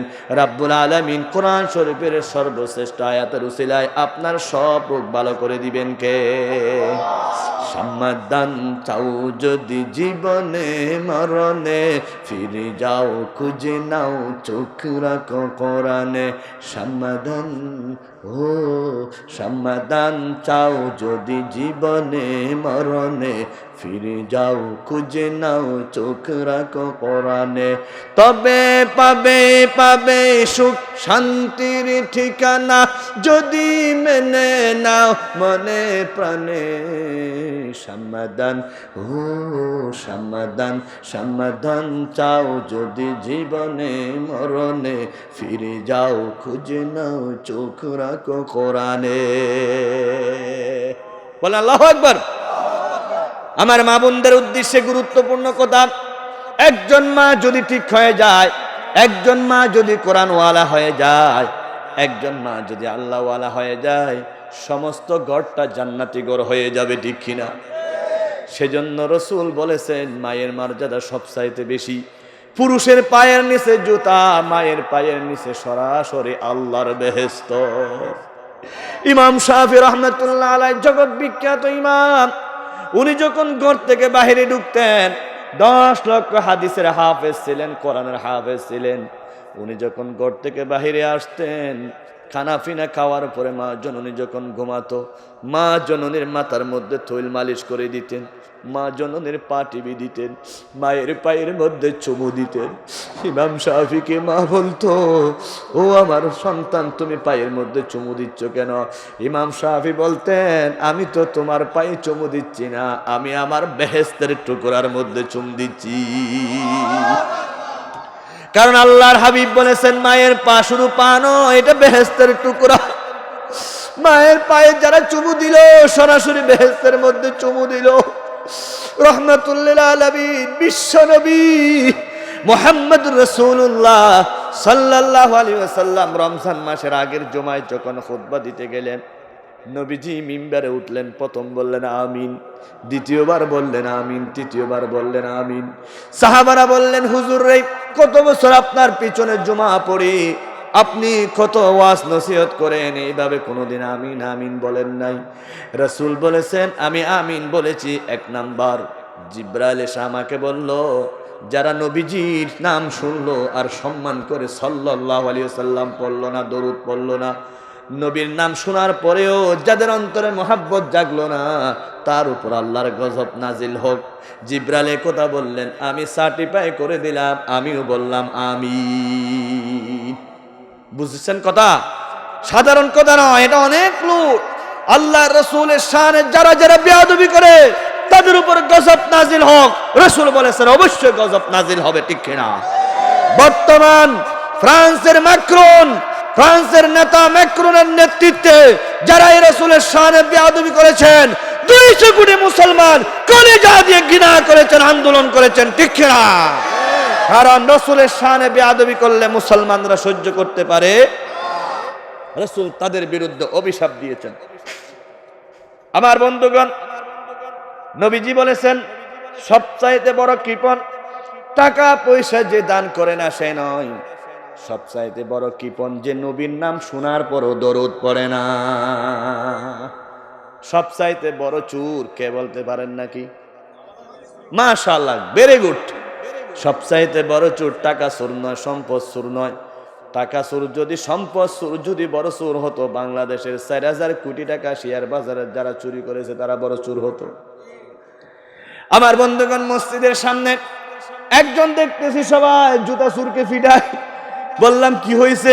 বলে হুজুর সভাপতির জামাই বেড়াইতে আসছে, হাতে মিষ্টির কার্টন, পায়ে জুতা নাই। কারণ মসজিদে যখন ঢুকে ইমানদাররা বলে সুবহান রাব্বিয়াল আলা, যারা অশিক্ষিত তারা বলে সোয়াবিন বালা, সোয়াবিন বালা, সোয়াবিন বালা। আমি বললাম সর্ষের তেল কি দুষ করছে? তা সে কেন ভালো না? বলে সোয়াবিনের তেল 92 টাকা থেকে 140 টাকা হয়ে গেছে, সেজন্য বলে সোয়াবিন বালা, সোয়াবিন বালা। আর একজনে বলে জুতা কুঞ্জুর ভালা, জুতা কুঞ্জুর ভালা, জুতা কুঞ্জুর ভালা। আস্তে করে জুতাগুলো নিয়ে যায়, এমন চোর আছে কি নাই? মসজিদের মুসল্লিরা যখন পাইলে একদিন জুতা চুরকে যে মারা মারে, ভাইজান কি হয়েছে? বলে জুতা চুরি করেছে। জুতার মূল্য কত? 700 টাকার জুতার মূল্য চুরকে এরকম মারো। যারা 7000 কোটি টাকা চেয়ারে বসে কলমের মাধ্যমে চুরি করে তাদেরকে কি মাইর দিতে হবে? ঠিক কিনা? রাগ করছেন? আপনারা কি সে চুরি করেন নাকি? তো রাগ কি আছে? চিৎকার দিয়ে বলুন ধরে ধরে ধরে না ধরলে খোদা। যেদিন আল্লাহর দ্বারা হবে সেদিন কিন্তু কেউ রক্ষা পাবি। বন্ধুগণ, বলছিলাম 1 নাম্বার নবীর নাম শোনার পরে যে দরুদ পড়ল না তার উপর অভিশাপ নাজিল হোক।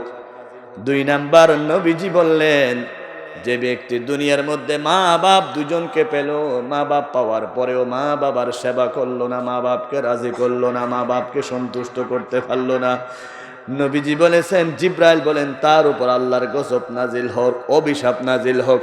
আল্লাহ রাসূলও বলেছেন মা বাপ পাওয়ার পরে যে মা বাবার সেবা করলো না তার উপর আল্লাহর অভিশাপ নাজিল হোক, ঠিক কিনা? মা বাপ দুনিয়ার মধ্যে আছে বড় নিয়ামত, এর চাইতে বড় নিয়ামত পৃথিবীতে আর কিছু না। ও দুনিয়ার মানুষ, কি কষ্ট করে আপনার বাবা আপনাকে মানুষ করতেছে। 2017 সালে সৌদি আরবে গেলাম, ড্রাইভার একটা গাড়ি চালাচ্ছে, জিজ্ঞাসা করলাম বাড়ি ভাইজান বাড়ি কই? বল হুজুর নোয়াখালী। সৌদি আরব আসছেন কয় বছর? হুজুর 25টা বছর। বললাম তুমি তো সৌদি আরব আসার পরে এলাকার মা বোনদের ছেলে মেয়ের আদর পাও নাই, সব প্রবাসে জীবন কাটাইয়া দিয়েছ। হুজুর যাই তো 2 বছর পর পরে একবার যাই, 2 মাস থাকি। আমি বললাম তাহলে 25 বছরে আপনি 12 বার গেছেন, 12 দুগুণা 24 মাস, মাত্র 2 বছর সেখানে ছিলেন। 23 বছর প্রবাস জিন্দিগিতে দুনিয়াদারির মজা বুঝেন নাই। কথাটা বলার সাথে সাথে ড্রাইভার গাড়ির স্ট্যান্ডটা ছেড়ে দিয়ে দর দর করে চোখের পানি ফেলে দিল। হুজুর, যে 25টা বছর আমার ছেলে মেয়ের জন্য, বউ ফুলার জন্য কষ্ট করি, আমার বউ ফুলা দুঃখ বুঝে না, শুধু মোবাইল করে বলে টাকা পাঠান, মোবাইল পাঠান, কম্পিউটার পাঠান, ল্যাপটপ পাঠান। আমি যে কি কষ্ট করে জীবন যাপন করতেছি আমার ছেলে মেয়ে বুঝে না, আমার বউ বুঝে না। হুজুর, রাত্রে অফিস থেকে আসতে আসতে 12টা বেজে যায়, নিজে রান্না করে খাইতে কষ্ট হয়ে যায়, ফ্রিজ থেকে একটা আপেল একটা কমলা খেয়ে শুয়ে যায়, সারা রাত আর কিছু খাইতে পারি না। সকালবেলা ঘুম থেকে উঠতে দেরি হয়ে যায়, আমাকে তাড়াতাড়ি অফিসে যেতে হয়, অনেক সময় কিছু না খেয়ে চলে যায়, সারাদিন না খেয়ে গরমের মধ্যে 14 ঘন্টা ডিউটি করে করে আজকে 25টা বছরে কাটাইয়া দিলাম, আমার যৌবনকে শেষ করে দিলাম। আমি সুন্দরভাবে নিজের জামাটা ধুইতে পারি না, নিজের কাজটা করতে পারি না, কেউ করে দেওয়ার মতো নাই। আর আমার স্ত্রী, আমার ছেলে মেয়েরা এসির মধ্যে তাকে দামি বাসায় থেকে আমার খবরও রাখে না, শুধুমাত্র টেলিফোন করে একটা কথা বলে টাকা দাও, টাকা দাও, টাকা দাও। দুনিয়া হলো এরকম, যতক্ষণ টাকা চলবে ততক্ষণ দুনিয়া চলবে, অভাব যখন দরজা দিয়ে আসবে ভালোবাসা জানালা দিয়ে ফালাবে। কোন মা বাবার সাথে বেয়াদবি করো, যেই মা বাবা নিজের জীবনটা আপনার জন্য শেষ করে দিল, যৌবনটা শেষ করে দিল, দুনিয়ার সব মায়া আপনার জন্য শেষ করে দিল। ছেলে যদি অসুস্থ হয় বাপজান ছটফট করে, ডাক্তার রে আমার ছেলেকে চিকিৎসা করো, তাড়াতাড়ি ভালো করে দাও, আমার ছেলে আজকে 2 দিন পর্যন্ত কিছু খাচ্ছে না। আমি বাবার কিছু ভালো লাগে না, অথচ বাবা রিক্সা চালায়, পেট্রোল মারে, তারপরও ছেলেকে খুশি করার জন্য টাকা নাই, 10,000 টাকা দরকার, দান্য টাকা, সুদি টাকা, যত কিছু পারে নিয়ে বাবাকে, সন্তানকে হাসপাতালে নিয়ে যাচ্ছে। আর সেই সন্তান যখন বুড়া হয়, সেই সন্তান যখন বড় হয়, বাবা যখন দুর্বল হয়ে যায়, বাবাকে অসুখ হলে বলে সবর কর, আল্লাহ ভালো করে দিবে। সহজে হাসপাতালে নিতে চাই না, চিকিৎসা করতে চাই না। কিন্তু শ্বশুরে যদি অসুস্থ হয়, আমার আম্মা বেশি অসুস্থ, দোলাজারা হাসপাতালে, মেমোরি হাসপাতাল, চট্টগ্রাম হাসপাতালে সবখানে নিয়ে যায়, শ্বশুর শাশুড়ির জন্য পাগল হয়ে যায়, মা বাবার জন্য খবর রাখে না। আমার নাফরমান আছে কি নাই? আল্লাহর পয়গম্বর মুসা আলাইহিস সালাতু ওয়াস সালাম আল্লাহ রাব্বুল আলামিনকে প্রশ্ন করলেন, আয় আল্লাহ তুমি বলো, আমি মুসার সাথে জান্নাতে যাবে এমন একজন ব্যক্তির নাম বলো। এবার মুসাকে আল্লাহ বলেন, অমুক এলাকায় একটা কসাই আছে, কসাইটা তোমার সাথে জান্নাতে যাবে। মুসা পয়গম্বর দৌড়ে কসাইয়ের কাছে চলে গেলেন। কসাই দেখতেছে গোস্ত, গরু জবাই করার পরে গোস্তর মগজগুলো আলাদা করে রেখে দিলেন, প্যাকেট করে মগজটা রেখে দিলেন, গোস্ত বিক্রি করলেন। সন্ধ্যাবেলা যখন হয়ে গেল, গোস্ত বিক্রি করার পরে মগজের প্যাকেটটা আলাদা করে নিয়ে ঘরে গেলেন। মুসা নবীও সাথে সাথে গেলেন, পরিচয় দিলেন না। কসাইটা ঘরে ঢুকলেন, ঘরে ঢুকার সাথে সাথে বউ স্ত্রী বলতেছে বাজার নাই, চাউল নাই, এটা নাই ওইটা নাই, কিন্তু স্ত্রীর কথা শুনে না। ছেলে মেয়ে বলতেছে আব্বু সারাদিন উপবাস, কিছু খাইতে পারি নাই, ছেলের কথাও শুনে না। ঘরে ঢুকে ওই মগজটা বুনা করলেন আর গরম পানি দিলেন। বুড়ি মাকে বিছানা থেকে নিয়ে আসে গরম পানি দিয়ে পা ধোয়াইয়া দিলেন, পা চুমু দিতে লাগলেন। আমার মা আমার বেহেশত। মা জননীর মাথার মধ্যে তেল মালিশ করলেন, মা জননীর শরীর গোসল করাইয়া দিলেন। এবার মগজগুলো, বুনা মগজগুলো দিয়ে মা জননীর মুখের মধ্যে খাবার তুলে দিলেন। এবার মুসা নবী শুনতেছেন, মা হাত তুলে দোয়া করলেন, আল্লাহ আমার কলিজার টুকরা সন্তান নিজের বউয়ের কথা শুনলো না, ছেলে মেয়ের দিকে তাকালো না, সবার চাইতে আমি মাকে বেশি গুরুত্ব দিল, আগে মাকে ঠান্ডা করলো। ছোট ছোট মাসুম বাচ্চারা কান্না করতেছে, আব্বু নাস্তা দাও, বাচ্চার কথা শুনলো না। যেই সন্তান মাকে নিজের সন্তানের চাইতে বউয়ের চাইতে দাম বেশি দিল, তুমি আমার সন্তানকে মুসা নবীর সাথে জান্নাত দিয়ে দিও। সবাই বলেন আল্লাহু আকবার। মুসা নবী কথাগুলো শুনে আশ্চর্য হয়ে গেলেন। কসাই ঘর থেকে বের হওয়ার পরে বললেন, তোমার মা কে মুসাকে দেখেছে নাকি? বলেছে না দেখে নাই। তোমার মা মুসার নামে কেন দোয়া করতেছে? কোথায় 10 তলা, কোথায় গাছতলা, কোথায় ফজল কাদের, কোথায় ছাগলে লাদের, আকাশ পাতাল ব্যবধান আছে কি নাই? তোমার মা কেন মুসা নবীর সাথে তোমার জন্য দোয়া করে? আল্লাহর বান্দা কসাই বলতেছে, মুসা পয়গম্বরকে আমি দেখি নাই, আমার জীবনের বড় স্বপ্ন মুসাকে দেখব। এবারে মুসা নবী বলতেছেন, যারা আল্লাহকে খুশি করে তারা মুসার কাছে যায় কালিমা পড়ে নবী হিসাবে, আর যারা মা বাপকে খুশি করে আল্লাহর পয়গম্বর মুসা নবীকে আল্লাহ তার কাছে পাঠাইয়া দে। আমি হলাম মুসা পয়গম্বর, আমাকে আল্লাহ রাব্বুল আলামিন তোমার কাছে পাঠাইয়া দিয়েছে, কারণ তোমার মা তোমার উপর রাজি। রাসূল বলেছেন, যার উপর মা রাজি তার উপর আল্লাহ রাজি। তোমার জান্নাত মুসা নবীর সাথে হবে। আমি মুসা নবী ঘোষণা দিলাম, কালকে আমাকে আল্লাহ তুর পাহাড়ে বলে দিয়েছে, তুমি আমি মুসা নবীর সাথে জান্নাতে যাবা। কারণ বন্দুকের গুলি মিস হয়, আমার বন্ধুগণ কোনোদিন মায়ের দোয়া মিস হয় না রে মা। আরে মায়ের দোয়া লাও হে মুমিন, মায়ের দোয়া লাও, মায়ের দোয়া লাও হে মুমিন, মায়ের দোয়া লাও, বাবার দোয়া লাও হে মুমিন, বাবার দোয়া লাও। বিপদে পড়বে না তুমি যখন যেতাই যাও, মায়ের দোয়া লাও হে মুমিন, মায়ের দোয়া লাও, বাবার দোয়া লাও হে মুমিন, বাবার দোয়া লাও। একটি গ্লাস পানির পলে বাইজিদকে কোলে তুলে, হাত তুলে মা দোয়া করেন, হাত তুলে মা দোয়া করেন, বাইজিদকে বলি বানাও, মায়ের দোয়া লাও হে মুমিন, মায়ের দোয়া লাও, বাবার দোয়া লাও হে মুমিন, বাবার দোয়া লাও। বিপদে পড়বে না তুমি যখন যেথাই যাও। আল্লাহু আকবার বলেন। আমার বন্ধুগণ, সেজন্য মা বাপ যাদের বেঁচে আছে খবরদার কষ্ট দিবেন না। এটা বেহেশতের টুকরা। নাস্তার কার্টন এসে আগে কেন বউয়ের হাতে দেন? বাজারের তলেটা আগে কেন বউয়ের হাতে দেন? মাকে কেমনে জুদা করে দেন, বাপকে কেমনে জুদা করে দেন? এই পেটের মধ্যে 10টি মাস মা তোমাকে রেখেছিল। তুমি পেটে থাকা অবস্থায় মা জননী ঘুমাইতে পারে নাই, মা জননী খাইতে পারে নাই। মা যখন নাকি তুমি পেটে ছিলা, খানা খাইতে গেলে বমি করে দিত। সারা এলাকার লোকেরা খবর হয়ে যেত মা কিভাবে বমি করতেছে, খানা খাইতে পারে না। তুমি যখন পেটে ছিলা, মা জননী ঘুমাইতে পারে নাই, সারা রাত আহা করে করে কান্না করেছিল, আমার জাদুমণি আমাকে কি কষ্ট দিচ্ছে। দীর্ঘ 10 মাস মায়ের পেটে লাথি দিয়েছো, আঘাত দিয়েছো। ও দুনিয়ার বান্দা, পা ধরে ওর মাপ চাই, ক্ষমা চাই, মা জননীকে আর কষ্ট দিও না, আঘাত দিও না, মায়ের মনে ব্যথা দিও না। তুমি তো হাজারবার মায়ের মনে পেটের মধ্যে কষ্ট দিয়েছ। কেমনে আজকে সুন্দরী বউ পেয়ে মাকে জুদা করে দিচ্ছ? তোমার মা তো তোমাকে পেট থেকে কোনোদিন জুদা করে নাই, আলাদা করে দেয় নাই। তোমরা যদি 5 ভাই থাকো, মাকে বলবা মা তুমি আমার ঘরে থাকিও, তোমার যাই নামাজটা আমার ঘরে বিছাইও, আমার কাছে দোয়া করিও। তোমার ঘরে যদি মায়ের এক ফুটা সুখের পারি ফোড়ে, তুমি তো দুনিয়ার বাদশা হয়ে যাবা।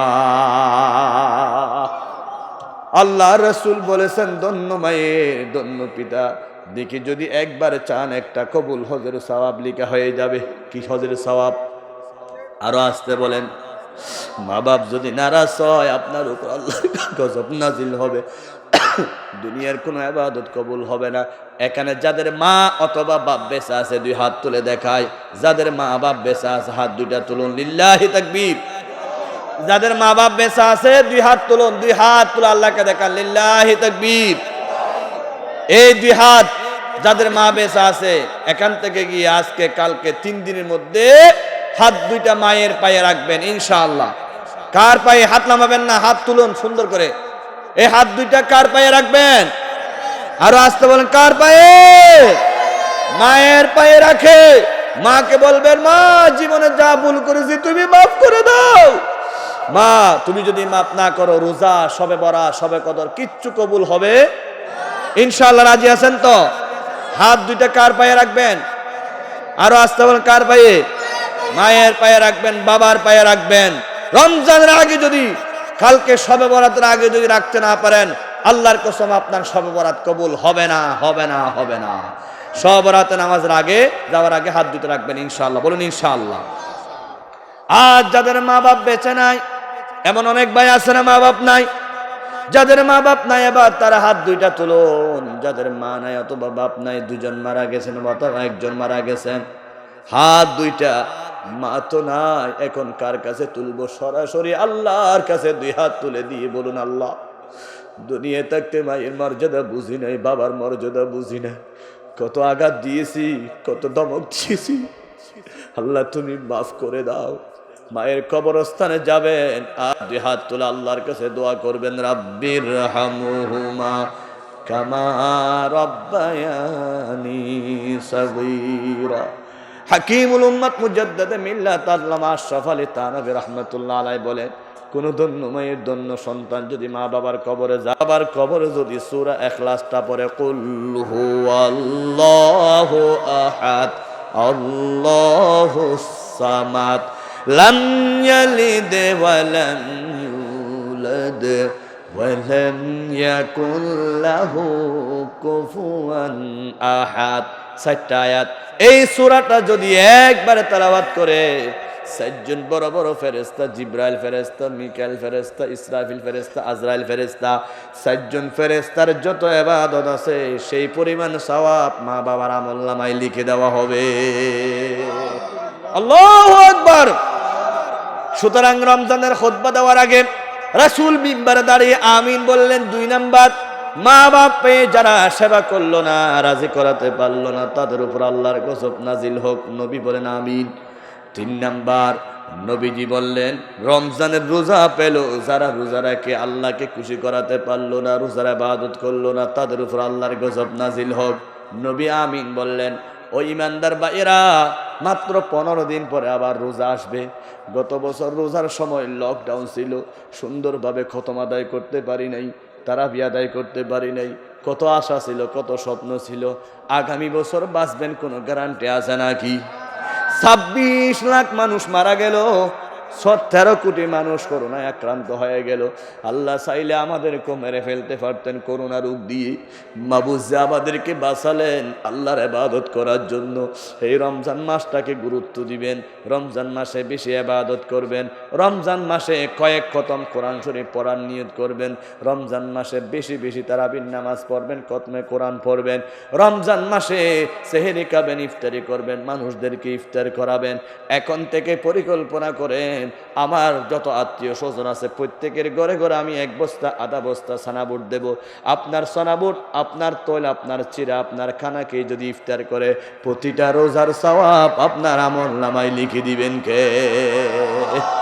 রমজানের আগে ভাগে আপনারা সবাই কোথায় কোন গরিব আছে সবার খবর নিয়ে তালিকা করে রমজান মাসে বেশি বেশি দান করবেন।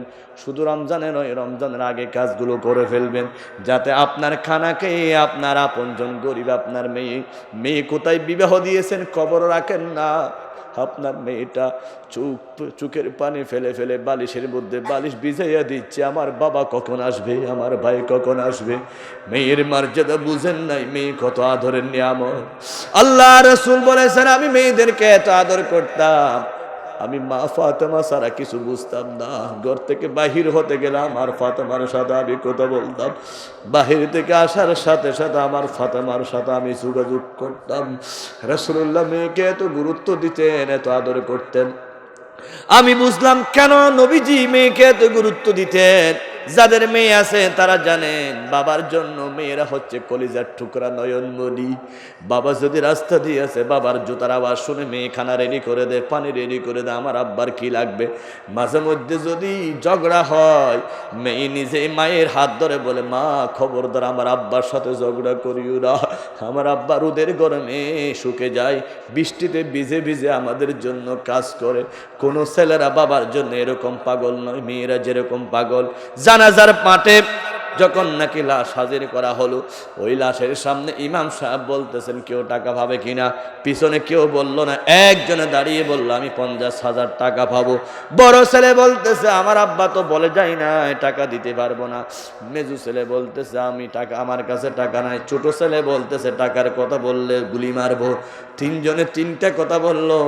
লোকটি বলল আমি জানাজা পড়াইতে দেব না, কারণ আমার হক আমাকে পাইতে হবে। ইমাম সাহেব নামাজ পড়াইতে পারতেছে না। একটা মেয়ে ঘরের ভিতর থেকে ডাক দিল, ইমাম সাহেব আমার কানের ফুল, আমার নাকের ফুল, আমার গলার হার সব কিছু নিয়ে যাও, পাওনাদারকে দিয়ে দাও, আমার আব্বার জানাজার মাঠে বেইজ্জত করিও না। আমার আব্বার 3টা ছেলে, একটা ছেলে বাবার পক্ষে নাই, আমি কিন্তু মেয়ে আছি। ওই মেয়ের সব স্বর্ণগুলো দিলেন, জানাজার নামাজের ব্যবস্থা করে দিলেন। লোকটি এবার বললেন আমি জানতে চাইলাম ওনার ছেলে একটা ব্যবসায়ী, একটা ডাক্তার, একটা ইঞ্জিনিয়ার, 3টা ছেলেও একজনে বাবার পক্ষে নাই। মারা যাওয়ার সাথে সাথে বাপকে শালা বলতেছে, একমাত্র মেয়েটা বাবার জন্য রত্ন, সুতরাং উনি আমার থেকে টাকা পায়, আমি উনার থেকে পাই না। 50,000 টাকা আমি নিয়ে আসছি, একটা ছেলেকে দেব না, মেয়ের হাতে টাকাটা দিয়ে দিচ্ছি। আল্লাহু আকবার। এইটা হলো মেয়ে। সুতরাং মেয়েদেরকে কোনোদিন অবহেলা করবেন না, অবজ্ঞা করবেন না। আমার বন্ধুগণ, মা বোনদের জন্য কথা বলতে গিয়ে সেদিকে চলে গেলাম। মা বোনদের জন্য রাসূল বলেছেন মা পেল আর সেবা করলো না, তার উপর আল্লাহর গজব। ও মায়েরা এবার শুনুন, আপনাদের জন্য, আপনারা যদি একটা কলিজার টুকরা সন্তান আপনার সেবা করে, আপনার সাথে বেয়াদবি করে না, এমন একটা সন্তান যদি পেতে চান, সন্তানকে পেটে নিয়ে আয়াতুল কুরসি পড়ুন। যেই মহিলা পেটে সন্তানকে নিয়ে আয়াতুল কুরসি পড়বে, আল্লাহু লা ইলাহা ইল্লা হুয়াল হাইয়ুল কাইয়্যুম লা তাখুযুহু সিনাতুন ওয়ালা নাওম। আল্লাহু আকবার বলেন। যেই মা সন্তানকে পেটে নিয়ে আয়াতুল কুরসি পড়বে, আয়াতুল কুরসির একটা বড় উপকার হলো সেই সন্তান কখনো বেয়াদব হবে না, সেই সন্তান কখনো চোর হবে না, সেই সন্তান কখনো ডাকাত হবে না, সেই সন্তান কখনো কালো পিচ্চি জাহাঙ্গীর হবে না। ঠিক কিনা? আজকের মাঠে ময়দানে, দেশে বিদেশে যারা কোরআনের সাথে বেয়াদবি করতেছে, সবচাইতে বড় কারণ তাদের মা ঠিক নাই, তাদের জন্ম ঠিক নাই। তাদের মা আয়াতুল কুরসি তো দূরের কথা, কোরআন শরীফের একটা আয়াতও পড়ে না। সমস্ত নাস্তিক বেঈমান মুরতাদের খবর নিয়ে দেখেন, তাদের মা বেহায়া, তাদের মা বেশ্যা। এটা শরীয়তুল্লাহ জিহাদের কথা নয়, সরাসরি আল্লাহর কোরআনের কথা। কিসের কথা? কোরআনে কারীমে 29 নম্বর পারা সূরাতুল কলমে আল্লাহ লিখে দিয়েছেন, সূরার নাম হচ্ছে কলম। কি? কলম। ওই সূরার মধ্যে আল্লাহ লিখে দিয়েছেন, ওলীদ বিন মুগীরা রাসূলের সাথে বেয়াদবি করত, আল্লাহ আরশ আজিম থেকে 10টা গালি দিলেন। 10 নম্বর গালি হচ্ছে তার মা বাপ ঠিক নাই, জন্ম ঠিক নাই, হারামজাদা। নাউজুবিল্লাহ। ছেলেটা মায়ের কাছে গিয়ে বলল, মা আমার বলে জন্ম ঠিক নাই, সবাই তো জানে না, তুমি একজনে জানো আমি কোন বাবার সন্তান। মা বলতেছে, আল্লাহ কয়টা গালি দিয়েছে? বলো 10টা। তো 10টার আর 9টা ঠিক হয়েছে? বলো সব ঠিক আছে, আমি বাড়াবাড়ি করি, আমি গালাগালি করি, আমি রসুলকে আক্রমণ করি, সব ঠিক পেয়েছি, কিন্তু এটা তুমি ছাড়া কেউ জানে না। এবার মা বলতেছে, এটাও সত্য, তোমার আব্বা ছিল হিজরা কোম্পানির চেয়ারম্যান, আমি ঘরে গরু চড়াইতো রাখাল, ও রাখালের কাছে গরুর গুতালি চলে যেতাম, রাত্রে ওনার সাথে থাকতাম, ওনার ঘরে তোমার জন্ম হয়েছে, তোমার বৈধ বাবার ঘরে নয়, তুমি অবৈধ সন্তান। এভাবে আল্লাহ কোরআনে জানিয়ে দিলেন। আজকে যারা আল্লাহর কোরআনের বিরুদ্ধে, আলেম উলামার বিরুদ্ধে কাজ করে, সেদিন ফেসবুকে দেখলাম আজকে এক বেয়াদব একজন আলেমের দাড়ি ধরে টান দিচ্ছে, দাড়িকে আক্রমণ করে ফেলে দেওয়ার জন্য, শেভ করার জন্য দাড়িকে অপমান করেছে। এই মুহূর্তে জানিয়ে দিতে চাই, যেই মুসলমানের সন্তান দাড়ি ধরে আক্রমণ করলো, আলেমের দাড়ি ধরে আক্রমণ করলো, আলেমের টুপি ধরে আক্রমণ করলো, আলেমের পাঞ্জাবির উপর আক্রমণ করলো, আলেমের সিনার উপর আক্রমণ করলো, মধুপুরের পীর সাহেব আলেমের গায়ে গুলি মারে দিল, হাবিবুর রহমান মিসবাহ এই আলেমের গায়ের মধ্যে 10টা সিনা হয়েছে। এরকম আলেমদেরকে যারা কলঙ্ক করেছেন, আলেমদের উপর যারা নির্যাতন করেছেন, আলেমদের যারা দাড়ি ধরে টান দিলেন একজন মুদিকে খুশি করার জন্য, লাখ লাখ আলেমের উপর যারা গুলি চালাচ্ছেন, মনে রাখতে হবে তারা বৈধ মায়ের সন্তান নয়, অবৈধ মায়ের যারা সন্তান। ঠিক কিনা? কোন ভালো মায়ের সন্তান আলেমের গায়ে এরকম গুলি মারতে পারে না। কারণ জন্মের সাথে সাথে আলেম দরকার হবে কিনা, নাম রাখতে আলেম দরকার হবে কিনা, জানাজার মাঠে আলেম দরকার হবে কিনা, ঈমান আনতে আলেম দরকার হবে কিনা। সে আলেমের সাথে যারা বেয়াদবি করে, মনে করতে হবে তাদের মা ঠিক নাই। বাবা, সেটা আমার কথা নাকি আল্লাহর কথা? কোরআন শরীফে কয় নম্বর পারায়? 29 নম্বর পারায়। সূরার নাম কি? কলম। এই সূরার মধ্যে আল্লাহ বলেছেন, উতুল্লিম বাদা যালিকা জানিম। যারা আল্লাহর সাথে বেয়াদবি করে, রসুলের সাথে বেয়াদবি করে, আলেম ওলামার সাথে বেয়াদবি করে, তারা হচ্ছেন জারর সন্তান। আসুন আমরা সবাই আল্লাহর কাছে তওবা করি। আগামীকাল শবে বরাত, এরপর হচ্ছে রমজান। রমজানের রোজাগুলো ভালোভাবে রাখতে পারি মতো, নবীর সম্মান দিতে পারি মতো, মা বাবার সেবা করতে পারি মতো আল্লাহ আমাদের সবাইকে তৌফিক দান করুন। জুরব না আমিন, আরো জুরব না আমিন।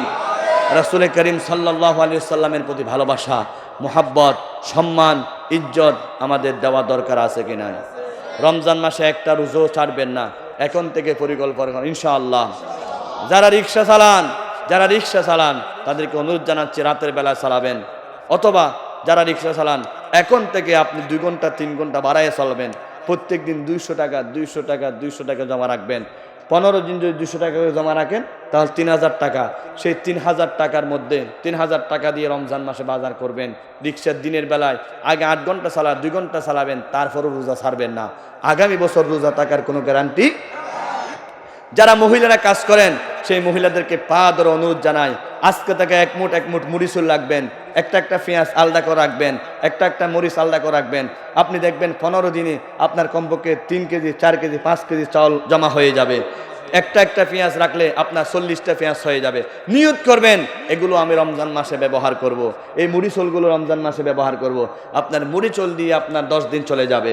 বাকি সময়টা আপনি অন্য সময়ের চেয়ে কাজ কম করে তারপরও রোজাগুলো রাখার চেষ্টা করবেন ইনশাআল্লাহ। এই রমজান আগামী বছর পাবো কোনো গ্যারান্টি আছে? আগামী বছর ইবাদত করতে পারবো কোনো গ্যারান্টি নেই। অনেকজনের জন্য জীবনের শেষ রমজানও হতে পারে। আল্লাহ রাব্বুল আলামিন যাতে আমাদের জীবনের শেষ রমজান না করে আরও সুযোগ দেন, দোয়া করি। তবে এই রমজানে বেশি ইবাদত করবেন, কোরআন খতম করবেন, এতিমখানায় দান করবেন, সদকা করবেন। আমি যা ইনকাম করি মাহফিলে বাংলাদেশের সব জায়গায় যায়, আমি সব ইনকামগুলো আমার অধিকাংশ ইনকাম আমি এতিমখানার জন্য খরচ করি। আমার 2টা এতিমখানা আছে, মসজিদ আছে। কারণ এই টাকাগুলো খবরে যাবে না, হাসরে যাবে না। ওই এতিমদের দোয়ায় আল্লাহ যদি আমাদেরকে মাফ করেন এটাই বড় কথা ইনশাআল্লাহ। বলুন ইনশাআল্লাহ। আমি এখানে মাহফিল করতেছি আজকে মনে হয় 10 বছরের উপরে। পরিবেশ আগে কীরকম ছিল, এখন কি সুন্দর মসজিদ, কি সুন্দর মাঠ। এটাই প্রমাণ করে এই এলাকার মানুষের মন সুন্দর, ঠিক কিনা? এই এলাকার মানুষ সাহসী মানুষ, যেখানে অনেক উলামা একরাম হাজির হয়েছেন।